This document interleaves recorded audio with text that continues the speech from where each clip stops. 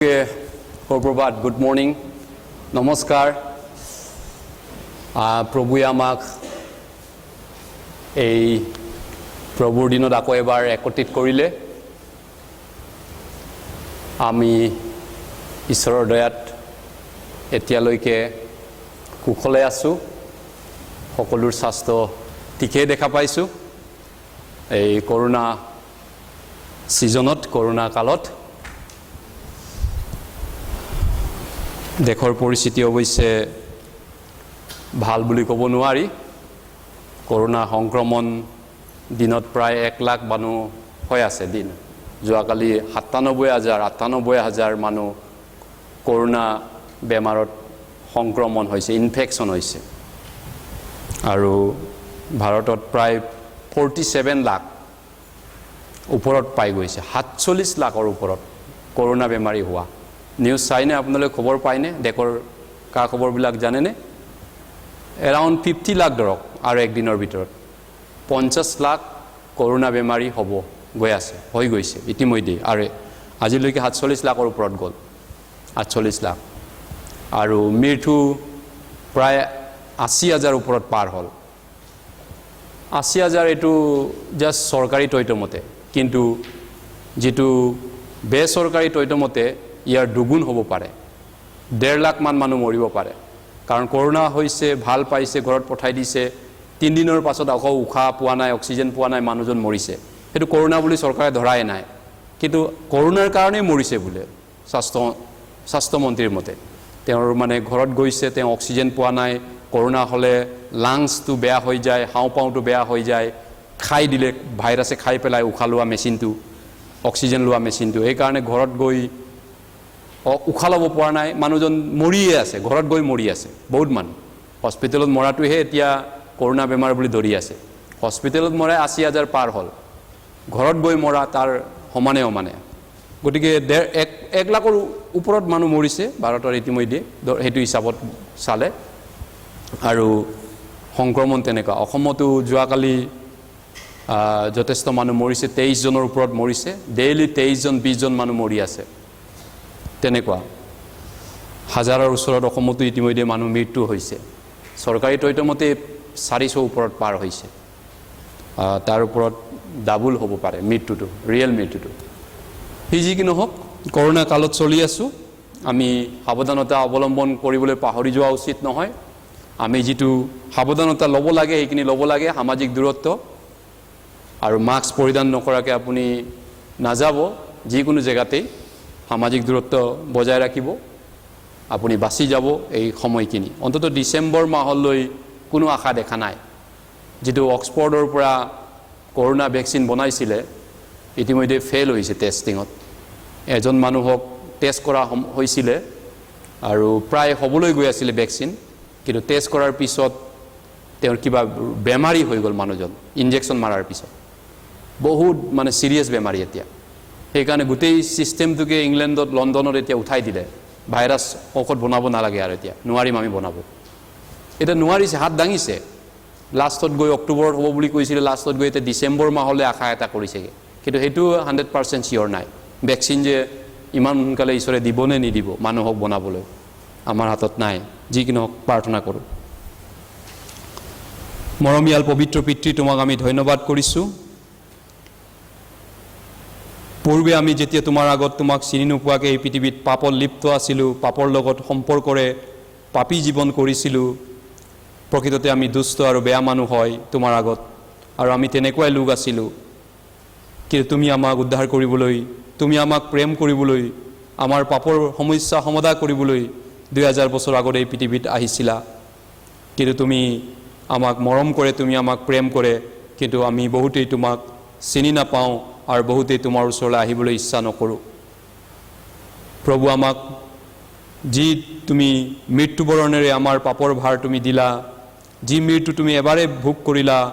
আৰু তুমি পুনৰুত্থান হৈ 3 দিনৰ দিনা আমাক যি জীৱন দিলা, সেয়া অনন্তকালৰ কাৰণে তুমি দিয়া জীৱন হয়। গতিকে আমাৰ আত্মাক ইতিমধ্যে তুমি প্ৰেম কৰিলা, আমাৰ আত্মাক তুমি ইতিমধ্যে আমাৰ সকলো পাপৰ পৰা মুক্তি দিলা। আৰু এদিন আমি প্ৰভু ঘূৰি অহা সময়ত আমাৰ শৰীৰকো তুমি অক্ষয় অমৰণশীল আমাক শৰীৰ দান কৰিবগৈ, নতুন বডি, নতুন পুনৰুত্থানৰ দেহা। সেই দিন নহালৈকে আমি যেন বিশ্বাসত থাকোঁ আৰু তোমাৰ অনুগ্ৰহ আৰু তোমাৰ গৌৰৱ স্বীকাৰ কৰি থাকোঁ। তুমি আমাক সকলোকে আশীৰ্বাদ কৰক। সেই আশা আৰু সেই বিশ্বাসত আমি জীয়াই আছোঁ। প্ৰভুৱে আমাক পুনৰুত্থিত কৰিব, পুনৰুত্থান কৰিব। যদিও আমি মৰিম কিন্তু অমৰ হ'ম, আকৌ উঠিম আমি। তুমি সকলোকে এই আশা নিশ্চয়তা দান কৰক। আমাৰ মাজত যদি কোনোবা আশা যদি নাই, দিনটো তোমাৰ আশীৰ্বাদ বিচাৰিছোঁ। যিসকল আমাৰ মাজত অনুপস্থিত আছে ভাই ভনীসকলক তুমি দয়া কৰিব, যাতে তোমাৰ পৰা উপস্থিতিৰ পৰা আঁতৰি নাযায়, পাপত লিপ্ত হৈ নাথাকে দিনটো। এই সময়খিনিত প্ৰভুৰ লগত যেন সময় বিতায় আৰু যিসকল বেমাৰত আছে সুস্থ কৰিব। আৰু বিশেষভাৱে আমাক এই কৰোণা যিটো ছিজনত চলি আছোঁ আমি, এই মহা আপদৰ জটিল পৰিস্থিতিৰ মাজেদি বিশ্ব এতিয়া পাৰ কৰিছে। তোমাৰ মণ্ডলীক তুমি আজিলৈকে সুৰক্ষিত কৰিছা, ধন্যবাদ কৰিছোঁ। তুমি সুৰক্ষিত কৰক, কাৰণ আমি সৌৱাতুৰি প্ৰচাৰ কৰিব লাগিব। আমি নমৰিম আৰু জীয়াই থাকি যি হোৱাৰ কাৰ্য ঘোষণা কৰিবলগীয়া আছে। তুমি আমাক আশীৰ্বাদ দান কৰক, তোমাৰ লোকসকলক অনুগ্ৰহ দান কৰক। এই প্ৰাৰ্থনা প্ৰভু যীশুৰ নামত কৰিছোঁ, আমেন। আহক আমি বাইবেললৈ গৈছোঁ পোনচাতেই। প্ৰথম কৰিন্থিয়া, 1 Corinthians chapter 15. Let us open our Bible, 1 Corinthians 15. 1 Corinthians 15.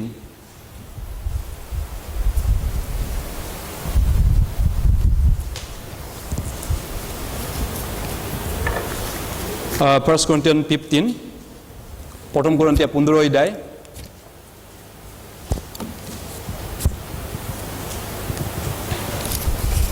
প্ৰথম কৰিন্থিয়া 15 অধ্যায়।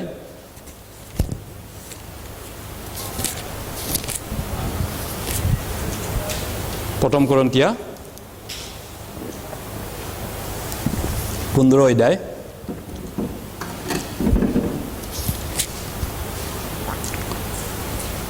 পোন্ধৰ অধ্যায় 20 পদৰ পৰা 24 পদলৈ এই বাইবেল পদখিনি চাইছোঁ। 20 পদৰ পৰা 24 পদলৈ মই আপোনালোকৰ বাবে পঢ়ি দিছোঁ। কিন্তু এতিয়া খ্ৰীষ্ট নিদ্ৰিত লোকৰ প্ৰথম ফলস্বৰূপ হৈ মৃতবিলাকৰ মাজৰ পৰা উত্থিত হ'ল। কিয়নো মৃত্যু মনুষ্যৰ দ্বাৰাই হোৱাত মৃত্যুবিলাকৰ পুনৰুত্থানো মনুষ্যৰ দ্বাৰাই হ'ল। কাৰণ আদামত যেনেকৈ সকলো মৰে, তেনেকৈ খ্ৰীষ্টত সকলোকে জীওৱা হ'ব। কিন্তু প্ৰতিজনক নিজ নিজ শ্ৰেণীত জীওৱা হ'ব। আৰু প্ৰথম ফল খ্ৰীষ্ট, পাছে খ্ৰীষ্টৰ আগমনত তেওঁৰ লোকবিলাক। তাৰ পাছত শেষ হ'ব, তেতিয়া তেওঁ সকলো শাসন, ক্ষমতা আৰু পৰাক্ৰম লোপ কৰি পিতৃ ঈশ্বৰৰ হাতত ৰাইজক শুদাই দিব। হয়, যোৱা প্ৰভুৰ দিনত আমি ঈশ্বৰৰ বাক্য শিকিছিলোঁ যে স্বৰ্গৰাজ্যৰ আশ্চৰ্য ধুনীয়া সেই স্বৰ্গৰ কথা আমি শিকিছিলোঁ। স্বৰ্গৰ the wonders of heaven, beauty of heaven, স্বৰ্গ যে কিমান ধুনীয়া, কিমান মহান, আমি এই প্ৰভুৰ দিনত যোৱা চানডে আমি শিকিছিলোঁ। আজি আমি চাব লাগিব অৰ্ডাৰ অফ বডিলি ৰেজাৰেকশ্যন।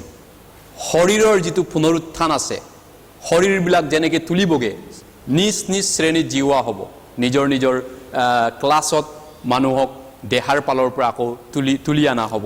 পুনৰুত্থান কৰা হ'ব। এই বিষয়টো আজি আমি চাব বিচাৰিছোঁ। গতিকে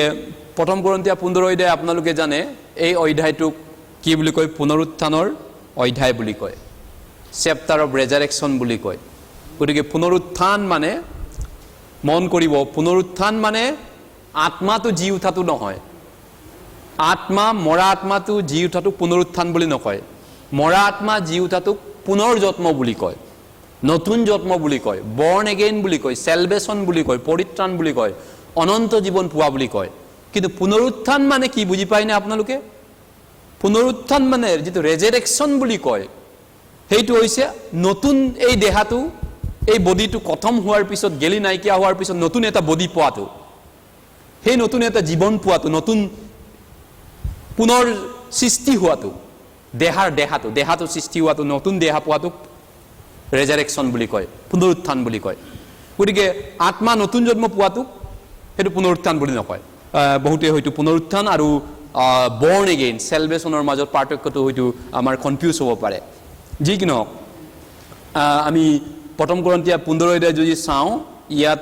20 পদত আমি যেটো বাইবেল পদ দেখিলো 20 পদ যেটো আমি পঢ়িলো কিন্তু এতিয়া খ্ৰীষ্ট নিৰ্দীৰ লোকৰ প্ৰথম ফলস্বৰূপ হৈ মৃতবিলাকৰ মাজৰ পৰা উত্থিত হ'ল প্ৰথম ফল খ্ৰীষ্ট উঠিল যদি যীশুক তোলা নহল কৰন্তিয়া মণ্ডলীক পৌলে কৈছে আমাৰ বিশ্বাসও বেকাৰ গ'ল আমি এনেই জীৱনটো বৰবাদ কৰিলো তোমালোকৰ ভাইসকল ভনীসকল তোমালোকৰ বিশ্বাসও বেকাৰে গ'ল যদি যীশু মৰি এতিয়াও আছে যীশু উঠাই নাই তেতিয়ালে তোমালোকে এতিয়াও নিজ নিজ পাপতে মৰি আছা তোমালোক পাপৰ পৰা হুচি হোৱাই নাই যীশু জি উঠা নাই তাৰ মানে তোমালোক এতিয়াও পাপী হৈ আছা যদি যীশুক তোলা হল তেতিয়া হলে তোমালোকে মৃতবিলাকৰ পুনৰুত্থান নাই বুলি কেনেকৈ কৈছা কৰন্তিয়া মণ্ডলীক তেওঁ অলপমান গালি পাৰাৰ আকাৰে পৌলে এই কথাখিনি কৈছিলে কাৰণ কৰন্তিয়া মণ্ডলীত কিছুমান শ্ৰেণীৰ মানুহ আছিলে বিশ্বাসী আছিলে বুলি কয় তেওঁলোকে মানুহ মৰিলে কেনেকৈ জি উঠিব সেইটো বিশ্বাস কৰা নাছিলে সেইকাৰণে পৌলে কৈছে যদি মৰাৰ পিছত জীৱন যদি নাই ডেইলি পাৰ্টি খাই থাকো আজি পাৰ্টি খাওঁ খাও বো এছ কৰো কালিলৈ আমি মৰিম এনি আমি মৰিমেই কৰোনাতে মৰক যেনেকৈ মৰক বেমাৰত মৰক হাতীয়ে গছকক মানুহে মাৰক ৰাতি শুই থাকোতে মৰক আমি মৰাটো মৰিমেই একদিন গতিকে খাও পিও এছ কৰো বুলি কৈছে যদি মৰাৰ পিছত যদি জীৱন নাই প্ৰথম কৰন্তিয়া 15:19 পদত পৌলে কৈছে খ্ৰীষ্টত আমাৰ যি আশা অকল এই জীৱন কাললৈ হয় তেন্তে আমি সকলো মানুহতকৈ দুৰ্ভগীয়া হৈছো if the hope in Christ only this for present life এই দুদিনীয়া জামানাৰ কাৰণে যদি আপুনি যীশুক লাগে এই দুদিনীয়া জামানাটোৰ সমস্যাবিলাক সমাধান কৰিবৰ কাৰণে আপোনাক যীশুক লাগে আৰু যদি হেতুৱে হয় আপোনাৰ জীৱনৰ লক্ষ্য তেন্তে আপুনি সকলো মানুহতকৈ দুৰ্ভগীয়া হৈছে বাইবেলে কৈছে খ্ৰীষ্টত আমাৰ আশা যদি এই জীৱন কাললৈ কোনোবা হয়তো ভাবিব পাৰে এই দেহাটোৰ জাস্ট সমস্যাবিলাক খোৱা বোৱা পিন্ধাউৰা সমস্যাটো নাইকিয়া কৰিবৰ কাৰণে মোক যীশুক লাগে কোনোবা ভাবিছে মই বেমাৰী মানুহ মোৰ বেমাৰটো সুস্থ হ'বৰ কাৰণে যেনতেন যীশুক লাগে তাৰপিছত নাজানো মই কিন্তু বাইবেলে কৈছে মতি 16:26 পদত যীশুৱে কৈছে কাৰণ কোনোবা গোটেই জগতখনক পায়ও যদি নিজৰ প্ৰাণটো হানি কৰে নিজৰ আত্মাক হেৰুৱাই তেন্তে তেওঁৰ কি লাভ থাকিল গোটেই জগতখন পাই নিজৰ আত্মাটো হেৰুৱালে তেওঁৰ কি লাভ থাকিল এনে স্থলত খ্ৰীষ্টত আমাৰ আশা চেক কৰা উচিত মই কিয় খ্ৰীষ্টত আশা কৰিছো প্ৰথম পিতৰ 3:15 পদত পিতৰে কৈছে তোমালোকে প্ৰভুক পবিত্ৰ কৰি তোমালোকৰ হৃদয়ত মানিবা আৰু তোমালোকৰ অন্তৰত থকা খ্ৰীষ্টৰ পৰা আশাৰ বিষয়ে যদি কোনোবাই সুধে প্ৰশ্ন কৰে জবাব দিবৰ কাৰণে সাজু হৈ থাকিবা খ্ৰীষ্টত কি আশা আছে এই পৃথিৱীৰ সকলো আশা দুইদিনীয়া বস্তু আপুনি কিবা এটা আশা কৰিছে হয় নহয় কিবা এটা সম্পত্তি মাটি বা কিবা এটা বস্তু আশা জীয়াই আছে কিন্তু যিয়ে নহওক এই পৃথিৱীৰ সকলো আশা এদিন খতম হ'ব এদিন জিৰো হ'ব মৰা সময়ত বাইবেলে কৈছে দায়ুতে কৈছে গীতমালা 39ত তুমি মোৰ জীৱনটো এবেগেতিয়া কৰিলা দুইদিনীয়া কৰিছা বল থাকিলে 80 বছৰ মাত্ৰ মই জীয়াই আছো মই ইজৰাইলৰ পাৱাৰফুল কিং ৰজা হয় কিন্তু মোৰ জীৱনটো এবেগেতিয়া কৰিলা এক ফুট কৰিলা কাৰণ কি কৈছে মানুহৰ জীৱনটো তেওঁ এক ফুট বুলি তুলনা কৰিছে এক বেগেতিয়া আৰু কন্তেকিয়া বুলি কৈছে কাৰণ প্ৰত্যেক মানুহৰ উত্তম অৱস্থা হলে হি নিত্যান্ত অখাৰ তেতে মই কালৈ আশাত জীয়াই আছো হে ঈশ্বৰ জিহুৱা মোৰ আশা তোমাতেহে আছে এই পৃথিৱীৰ আশাবিলাক যদি মানুহ জীয়াই আছে এইটো আশাক লৈ জীয়াই আছে আপুনি ভাবিব পাৰে মই টকাই মোৰ ঈশ্বৰ অৱশ্যে এই জগতৰ মানুহৰ কাৰণে মানি ইজ গাড কাৰণ টকা লাগে তেওঁলোকক এনিৱে টকা লাগে জগতৰ মানুহক এটা টকা তেওঁলোকৰ ঈশ্বৰ টকাক তেওঁলোকে পূজাও কৰে টাকা ঈশ্বৰ নহয় জানো টাকা নাথাকিলে তেওঁলোক বলিয়া হৈ পাগল হ'ব তেওঁলোকৰ মাথা বেয়া হৈ যাব কি চিকিৎসা কৰিম কি খাম কি পিন্ধিম তেওঁলোক হয়তো বেউচ হৈ যাব পাৰে হয়তো সুইচাইড হৈ যাব পাৰে বহুত মানুহৰে কিন্তু সঁচাকৈ আপুনি ঈশ্বৰৰ মানুহ যদি হয় সেইটোৰ পৰা আপুনি তেনেকুৱা হ'ব নোৱাৰে নহয় জানো দায়ুতে ইজৰাইলৰ বিখ্যাত ৰজা আছিলে কিন্তু তেওঁ কৈছে মোৰ আশা ঈশ্বৰত আছে কোনোবা যদি স্বাস্থ্য আশা কৰি আছে স্বাস্থ্য পাতি মোৰ দেহাটোৱে আশা মোৰ দেহাটো বল আছে মই জীয়াই আছো কিন্তু যদি এদিন 3 দিনত যদি বেমাৰী হয় আপুনি বেমাৰী হৈ লেৰেৰি পেৰি হৈ যদি 3 দিনত ডায়েৰিয়া হয় আপুনি ক্ষীণ হৈ পাতলা হৈ যায় আপোনাৰ আশা ক'ত যাব কি থাকিব এইটো আশা গতিকে পৃথিৱীৰ যিবিলাক আশা আছে সেইটো বস্তু পাৰ্মানেণ্ট আশা নহয় এইটো পাৰ্মানেণ্ট আশ্ৰয় নহয় এইকাৰণে এটা চিৰস্থায়ী নগৰ চিৰস্থায়ী আশা লৈ পুৰণা নিয়মত সাধুবিলাকে বাট চাইছিলে গতিকে আজি আমি সেই চিৰস্থায়ী আশা বা চিৰস্থায়ী নগৰৰ নিশ্চয়তাৰ বিষয়েও আমি জনাটো দৰকাৰ এই যিকোনো যদি আপুনি খ্ৰীষ্টৰ আশা যদি অকলে জীৱনকালৰ কাৰণে যদি কৰিছে বাইবেলে কৈছে আপুনি সকলোতকৈ পিটিএবল মেন দুৰ্ভগীয়া মানুহ তে খ্ৰীষ্টত কি আশা আছে আপোনাৰ প্ৰথম আশা কি জানে নে সবচে ইম্পৰ্টেন্ট আশা ৰিজাৰেকশ্যন হ'ব পুনৰুত্থান হ'ব যদিও মই এদিন মৰিম মোৰ ডেড বডি মৰিহালি লৈ যাব গাড়ীবৰ কাৰণে পুতিবৰ কাৰণে জ্বলাবৰ কাৰণে যিয়ে নকৰক ডেড বডি মাটিত গাৰক জ্বলাওক পুতক এটো মই নাজানো আৰু মই মৰাৰ পিছত এটো নাজানো এটো মোক জানিব দৰকাৰো নাই কিন্তু এটো একদম নেচাৰেল কথা এদিন মোক ডেড বডিটো ডিসপোজ কৰিব কবাত হয়তো জ্বলাই দিব কৰোনাত মৰিলেতো হয়তো ৰাইজেও দেখা নাপাব তাতে কবাতে বাহিৰে শেষ কৰি দিব ডেড বডিটো নহয় জানো কিন্তু যিয়ে নহওক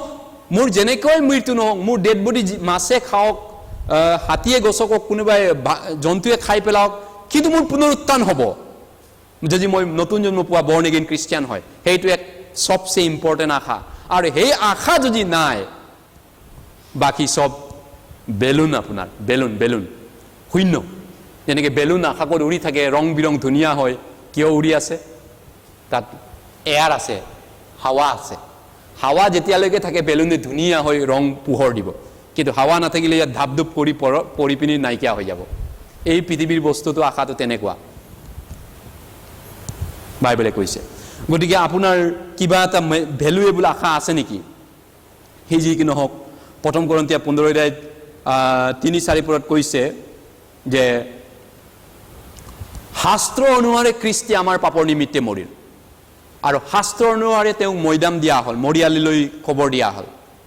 তাৰ পিছত শাস্ত্ৰ অনুসাৰে তেওঁক তৃতীয় দিনা G তুলিল according to scripture Christ died for our sin and he was buried and on the third day according to scripture he was raised up from that grave মৰিহালিৰ পৰা তেওঁ তৃতীয় দিনা জি উঠিল আজি এই বিষয়টো আমি চাব লাগিব প্ৰথমতে গতিকে ফাৰ্স্ট ৰিজাৰেকশ্যন প্ৰথম কৰিন্থিয়া 15 অধ্যায় যেটো 20 পদত কৈছে খ্ৰীষ্টে নিৰ্দীল লোকৰ প্ৰথম ফলস্বৰূপ বুলি কৈছে মৃতবিলাকৰ পুনৰুত্থান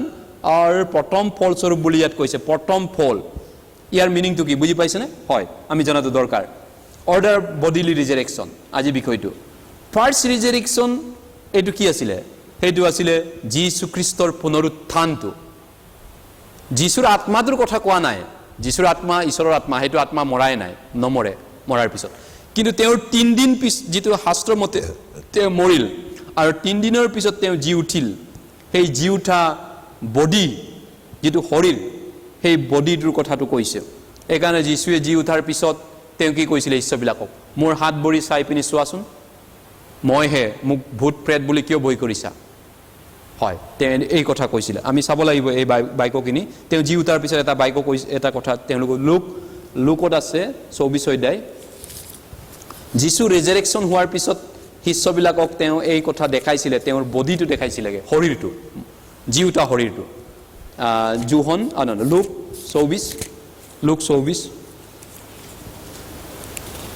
24 অধ্যায়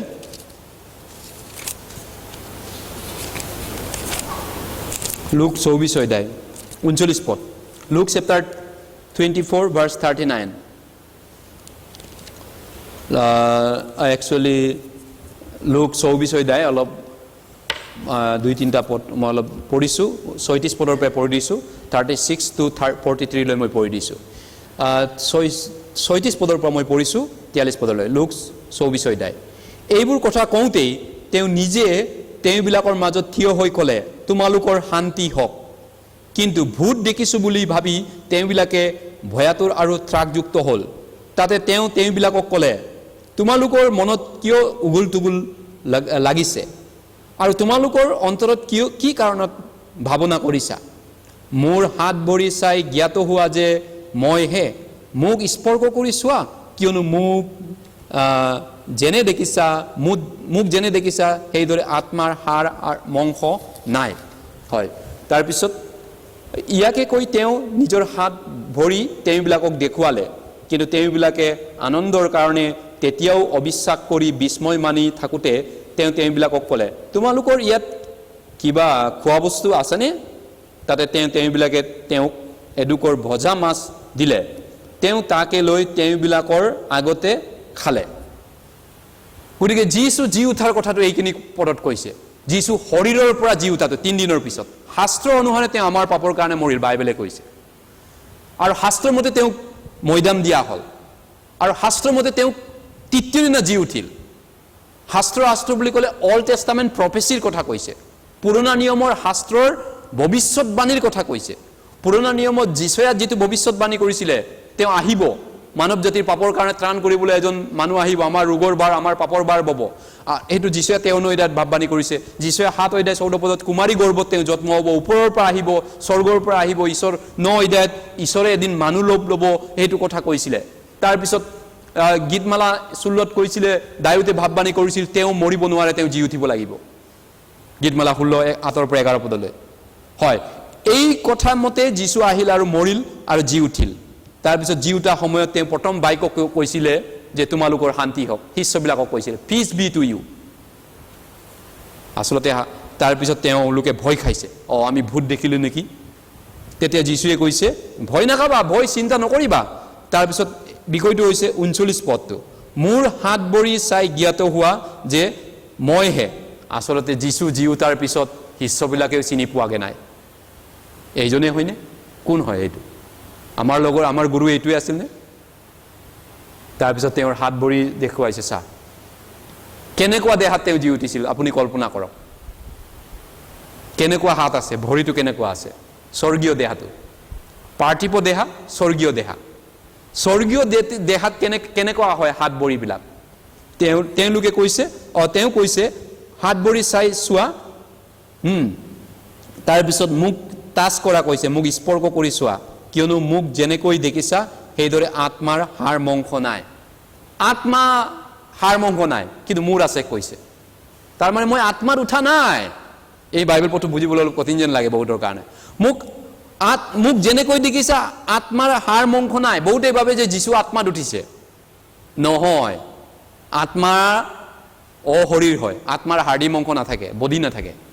কিন্তু মোক চোৱা মোৰ হাত ভৰি আছে মোৰ সব আছে তাতকৈ যদি বেছি বিশ্বাস নকৰা খাবলৈ কিবা আছে নেকি এনিথিং কিবা খাবলগীয়া আছে নেকি তোমালোকৰ লগত শিষ্যবিলাকক পিতৰ জনক কৈছে তেতিয়া তেওঁলোকে ভজা মাছ এটুকুৰা দি পিনি দিছিল আৰু যীশুৱে সেইটো লৈ খাইছে চাওক আত্মাই জানো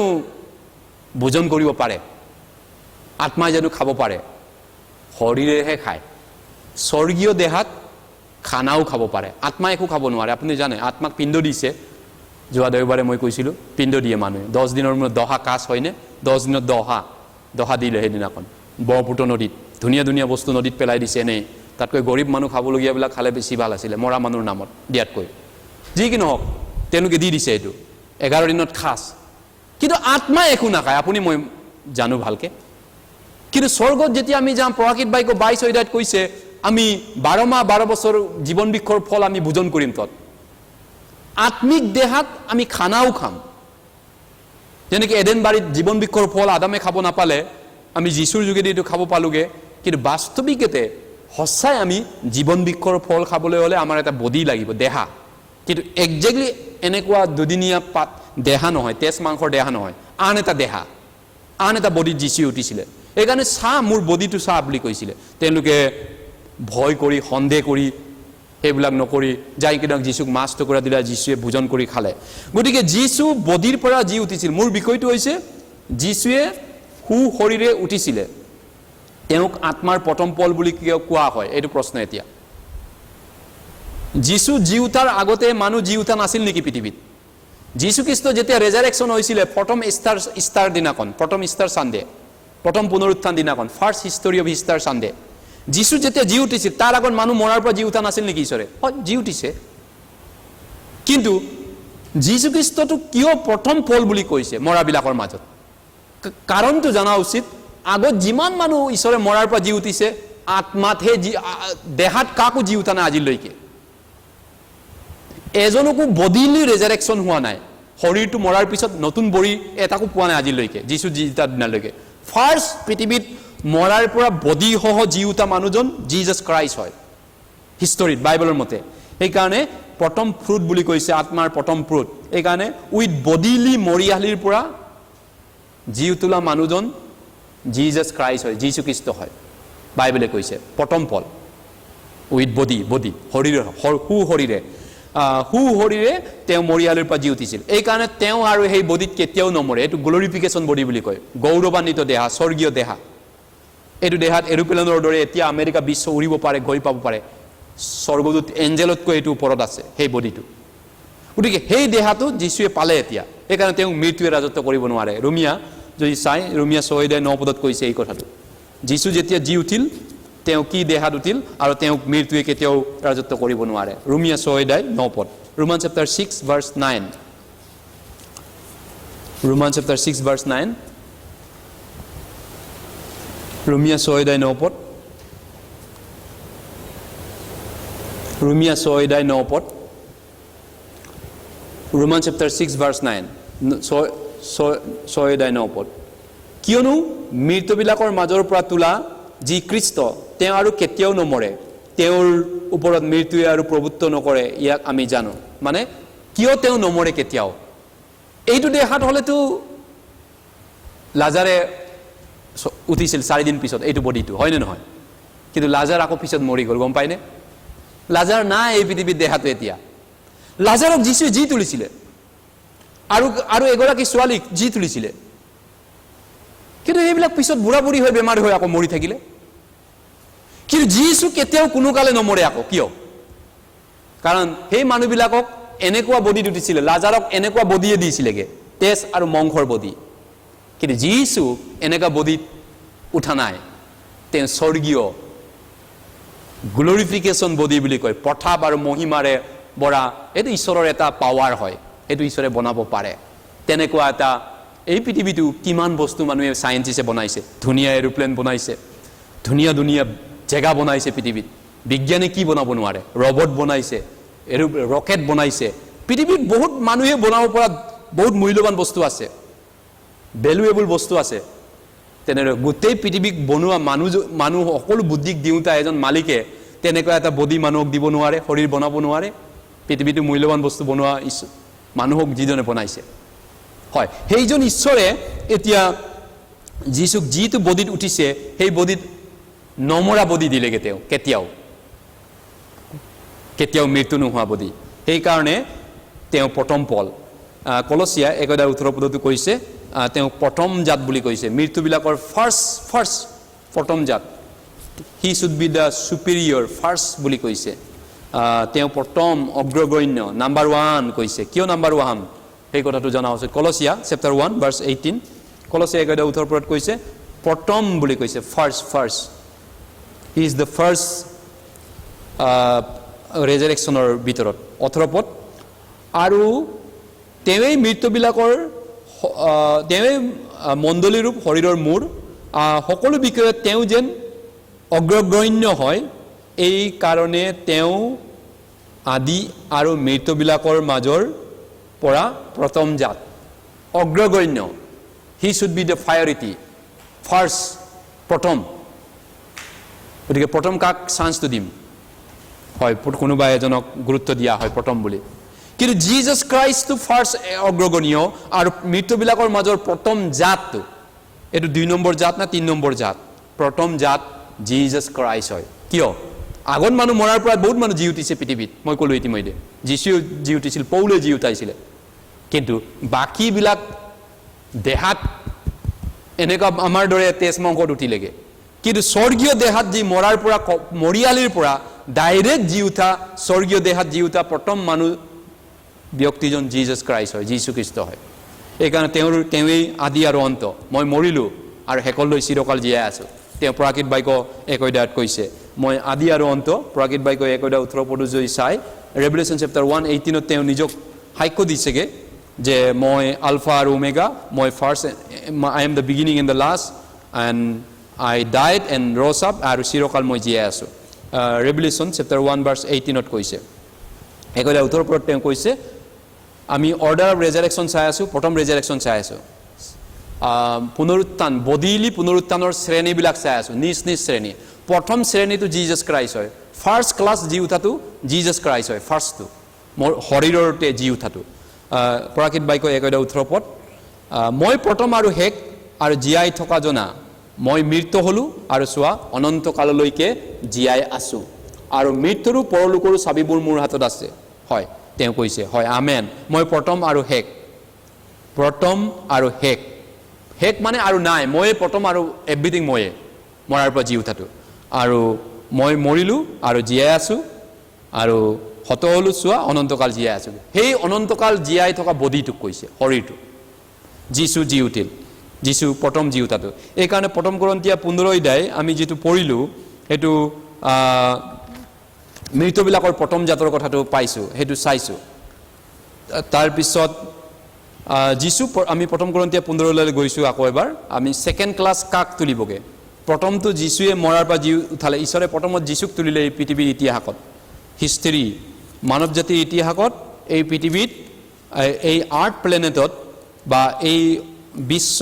যেটো পৃথিৱী ঘূৰণীয়া পৃথিৱীৰ মাজত থাকি মৰাৰ পৰা মৰিয়ালিৰ পৰা প্ৰথম জি উঠা ব্যক্তিজন যীশু খ্ৰীষ্ট হয় প্ৰথম জি উঠাটো তাৰ পিছত নেক্সট কাক তুলিবগে ঈশ্বৰে প্ৰথম যীশুক তুলিলে প্ৰথম কৰিন্থিয়া 15 অধ্যায় আমি আকৌ এবাৰ চাইছোঁ ফাৰ্ষ্টত যীশুক তাৰ পিছত নেক্সট কাক তুলিব 20 পদত কৈছে কিন্তু এতিয়া খ্ৰীষ্ট নিৰ্দীল লোকৰ প্ৰথম ফলস্বৰূপ হৈ মৃতবিলাকৰ মাজৰ পৰা উত্থিত হ'ল প্ৰথম ফল প্ৰথম কৰিন্থিয়া 15 অধ্যায় 20 পদ প্ৰথম ফলটো তাৰ পিছত 23 পদ আমি একেলগে পঢ়িছোঁ কিন্তু 23 পদ হয় কিন্তু প্ৰতিজনক নিজ নিজ শ্ৰেণীত জিওৱা হ'ব প্ৰথম ফল খ্ৰীষ্ট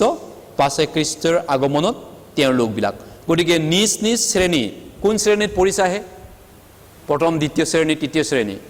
প্ৰথম শ্ৰেণীত জি উঠা ফাৰ্ষ্ট ক্লাছ ব্যক্তিজন এই পৃথিৱীৰ এই গ্ৰহ যেটো প্লেনেট আছে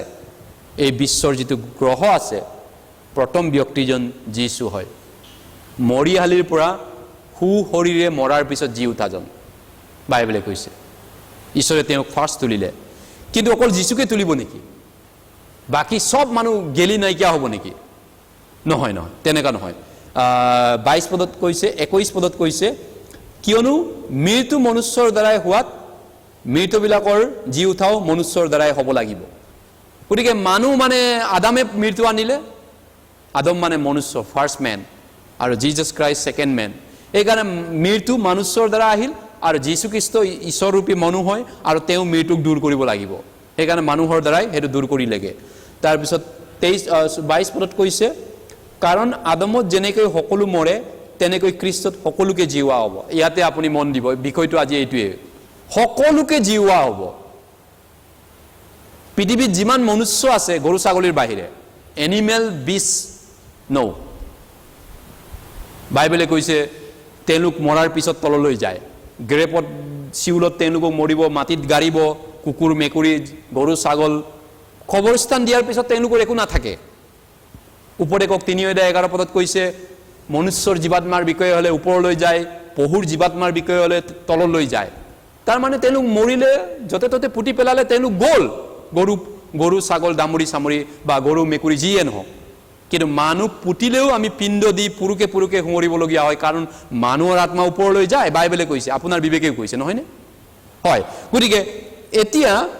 প্ৰশ্নটো হৈছে আত্মাটো বাৰু ওপৰলৈ যায় কিন্তু দেহাটো কি খতম হ'ব নেকি দেহা আৰু জিন্দগী নুলাব নেকি আমাৰ দেহাবিলাক এতিয়া প্ৰথম কথা হ'ল যে সবকে তোলা হ'ব বাইবেলে কৈছে সকলোকে নিজৰ নিজৰ ক্লাছত জি তোলা হ'ব কোন ক্লাছ প্ৰথম ক্লাছ যীশু খ্ৰীষ্টক তুলিলে দ্বিতীয় ক্লাছ কাক তুলিব 23 পদত কৈছে প্ৰথম ফল খ্ৰীষ্ট পাছে খ্ৰীষ্টৰ আগমনত তেওঁৰ লোকবিলাক দ্বিতীয়তে মৰাৰ পৰা মৰিহালিৰ পৰা তুলিবলগীয়া মানুহবিলাক যীশুৰ মানুহবিলাকক জিজাছ ক্ৰাইষ্ট তেওঁৰ তেজেৰে মুক্তি কৰা মানুহবিলাকক মুক্ত লোকবিলাকক তেওঁ মৰিহালিৰ পৰা তুলিবগে হয় আমি এই বিষয়টো এটা চাব লাগিব 2 নম্বৰ শ্ৰেণীৰ মানুহ সেকেন্ড ৰেজাৰেকশন ক্লাছ যেটো আমি চাইছো ফাৰ্ষ্টটো আমি চালো অৰ্ডাৰ অফ ৰেজাৰেকশন চাইছো আজি বডিলি ৰেজাৰেকশন হু শৰীৰে জি উঠাৰ কথা চাইছো প্ৰথমতে হু শৰীৰে যীশুক তুলিলে দ্বিতীয়তে হু শৰীৰে কাক তুলিব ধাৰ্মিকসকলৰ পুনৰুত্থানৰ কথা চাব লাগিব লোক 14 অধ্যায় ধাৰ্মিকসকলৰ পুনৰুত্থান ৰেজাৰেকশন অফ দা ৰাইচিয়াছনেছ বুলি কৈছে দ্বিতীয়তে ধাৰ্মিকসকলক তুলিব ধাৰ্মিক কোন হয় যীশুৰ মানুহবিলাক যীশুৰ তেজেৰে কিনা মানুহবিলাক উদ্ধাৰ পোৱা মানুহবিলাক ৰিডিম পিপল মুক্তি পোৱা মানুহবিলাক বা সেভ মাল্টিটিউড উদ্ধাৰ পোৱা মানুহবিলাক বৰ্ন এগেইন কংগ্ৰিগেশ্যন নতুন জন্ম পোৱা লোকবিলাক লোক 14 অধ্যায় লুক 14 অধ্যায় 13 আৰু 14 পদ লুক 14 অধ্যায় 13 আৰু 14 পদ look chapter 14 verse 13 and 14 look 14 অধ্যায় 13 আৰু 14 পদ লুক 14 অধ্যায় কিন্তু তুমি যেতিয়া ভোজ পাতা তেতিয়া দৰিদ্ৰ খুঙা খুৰা আৰু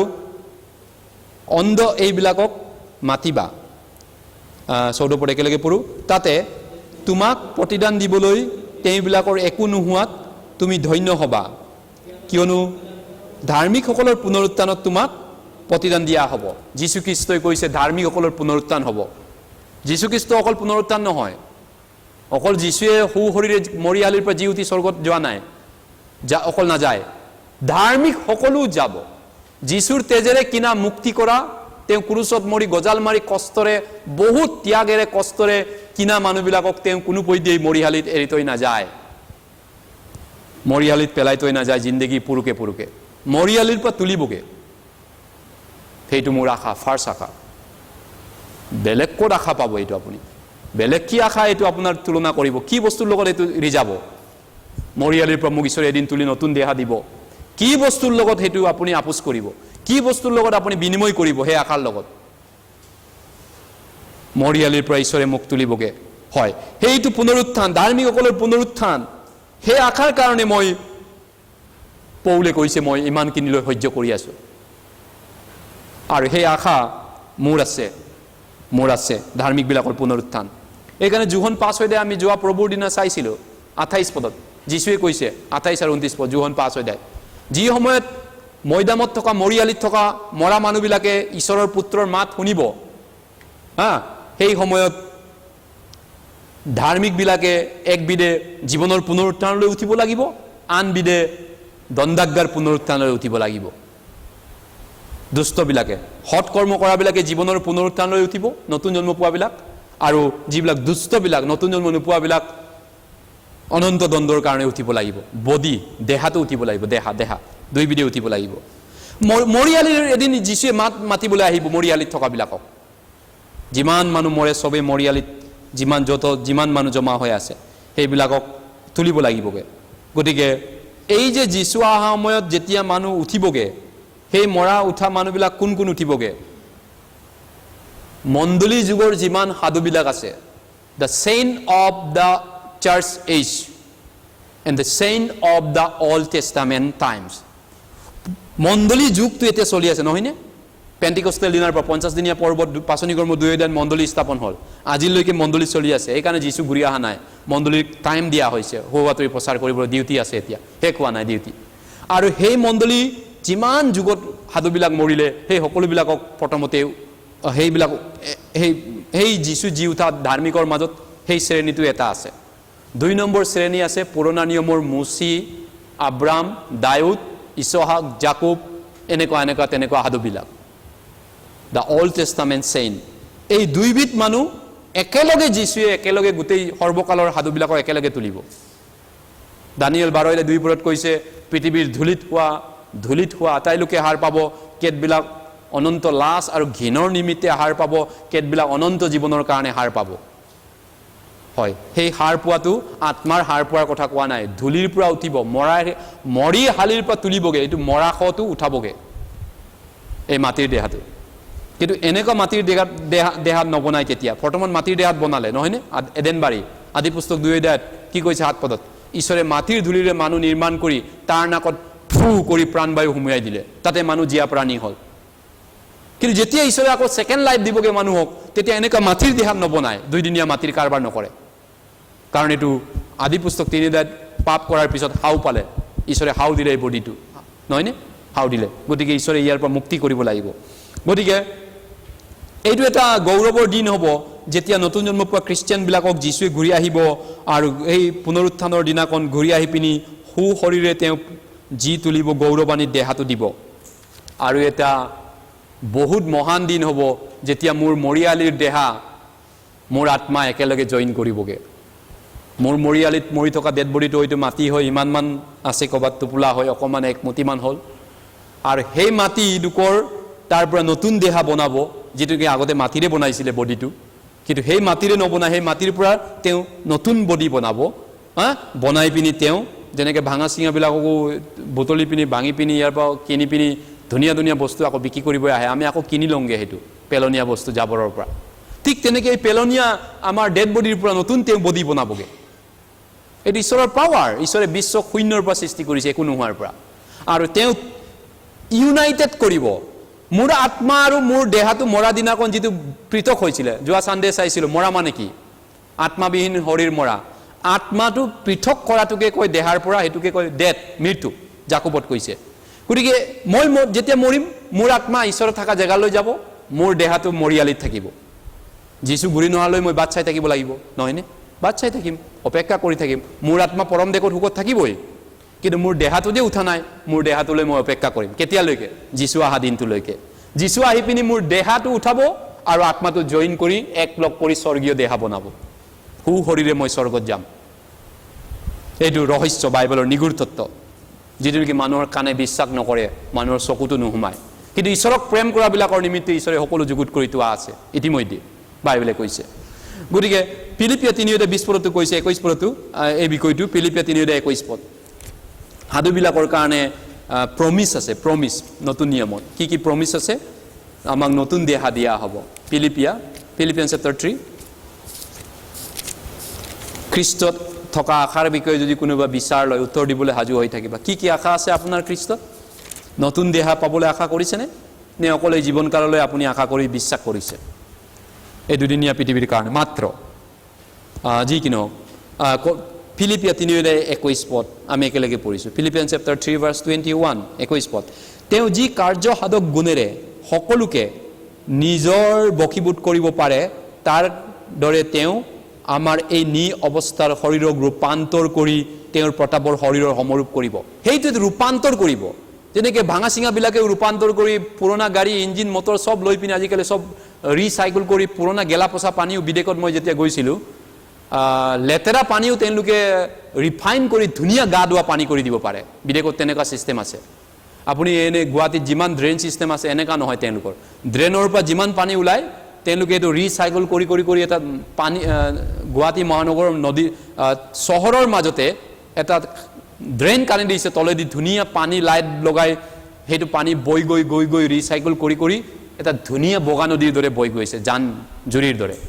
গেলা পচা পানীকো তেনেকৈ বনাব পাৰে। ঈশ্বৰে ৰিচাইকেল কৰাৰ কথা কৈছে। কেনেকৈ ৰিচাইকেল কৰিব? এই অৱস্থাৰ শৰীৰক ৰূপান্তৰ কৰি তেওঁৰ প্ৰতাপৰ শৰীৰৰ সমৰূপ কৰিব। কেনেকৈ হ'ব পাৰে সেইটো হয়তো আপুনি ভাবিব পাৰে। পলু এটাই টেপি দিলে পলুটো মৰি যায়, বিছা এটাই টেপি দিলে গেলি যায়। সেই বিছা বা পলুৱে ৰূপান্তৰ কৰি বদলি কৰি আকাশত উৰিব পৰা এটা পখিলাও হ'ব পাৰে নেকি? হয়তো আপুনি ভাবিব পাৰে এইটো কেনেকৈ হয়? আমি মানুহ হয়, আমিতো তাতকৈ কি ওপৰত কম? আমি মানুহ হয়। ঈশ্বৰে পাৰে এইটো কৰিব। ঈশ্বৰে কৰিছে। গেলা পচা সেই পোক, সেই বিছাটো ধুনীয়া পখিলা কৰি ৰং বিৰঙৰ কৰি উৰিব পৰা, আকাশত উৰিব পৰা কৰিছে। ঠিক তেনেকৈ আমাৰ এই গেলিবলগীয়া দুদিনীয়া এই বডিটো ধুনীয়া বডি ৰূপান্তৰ কৰি স্বৰ্গীয় বডি তেওঁ বনাব নোৱাৰেনে?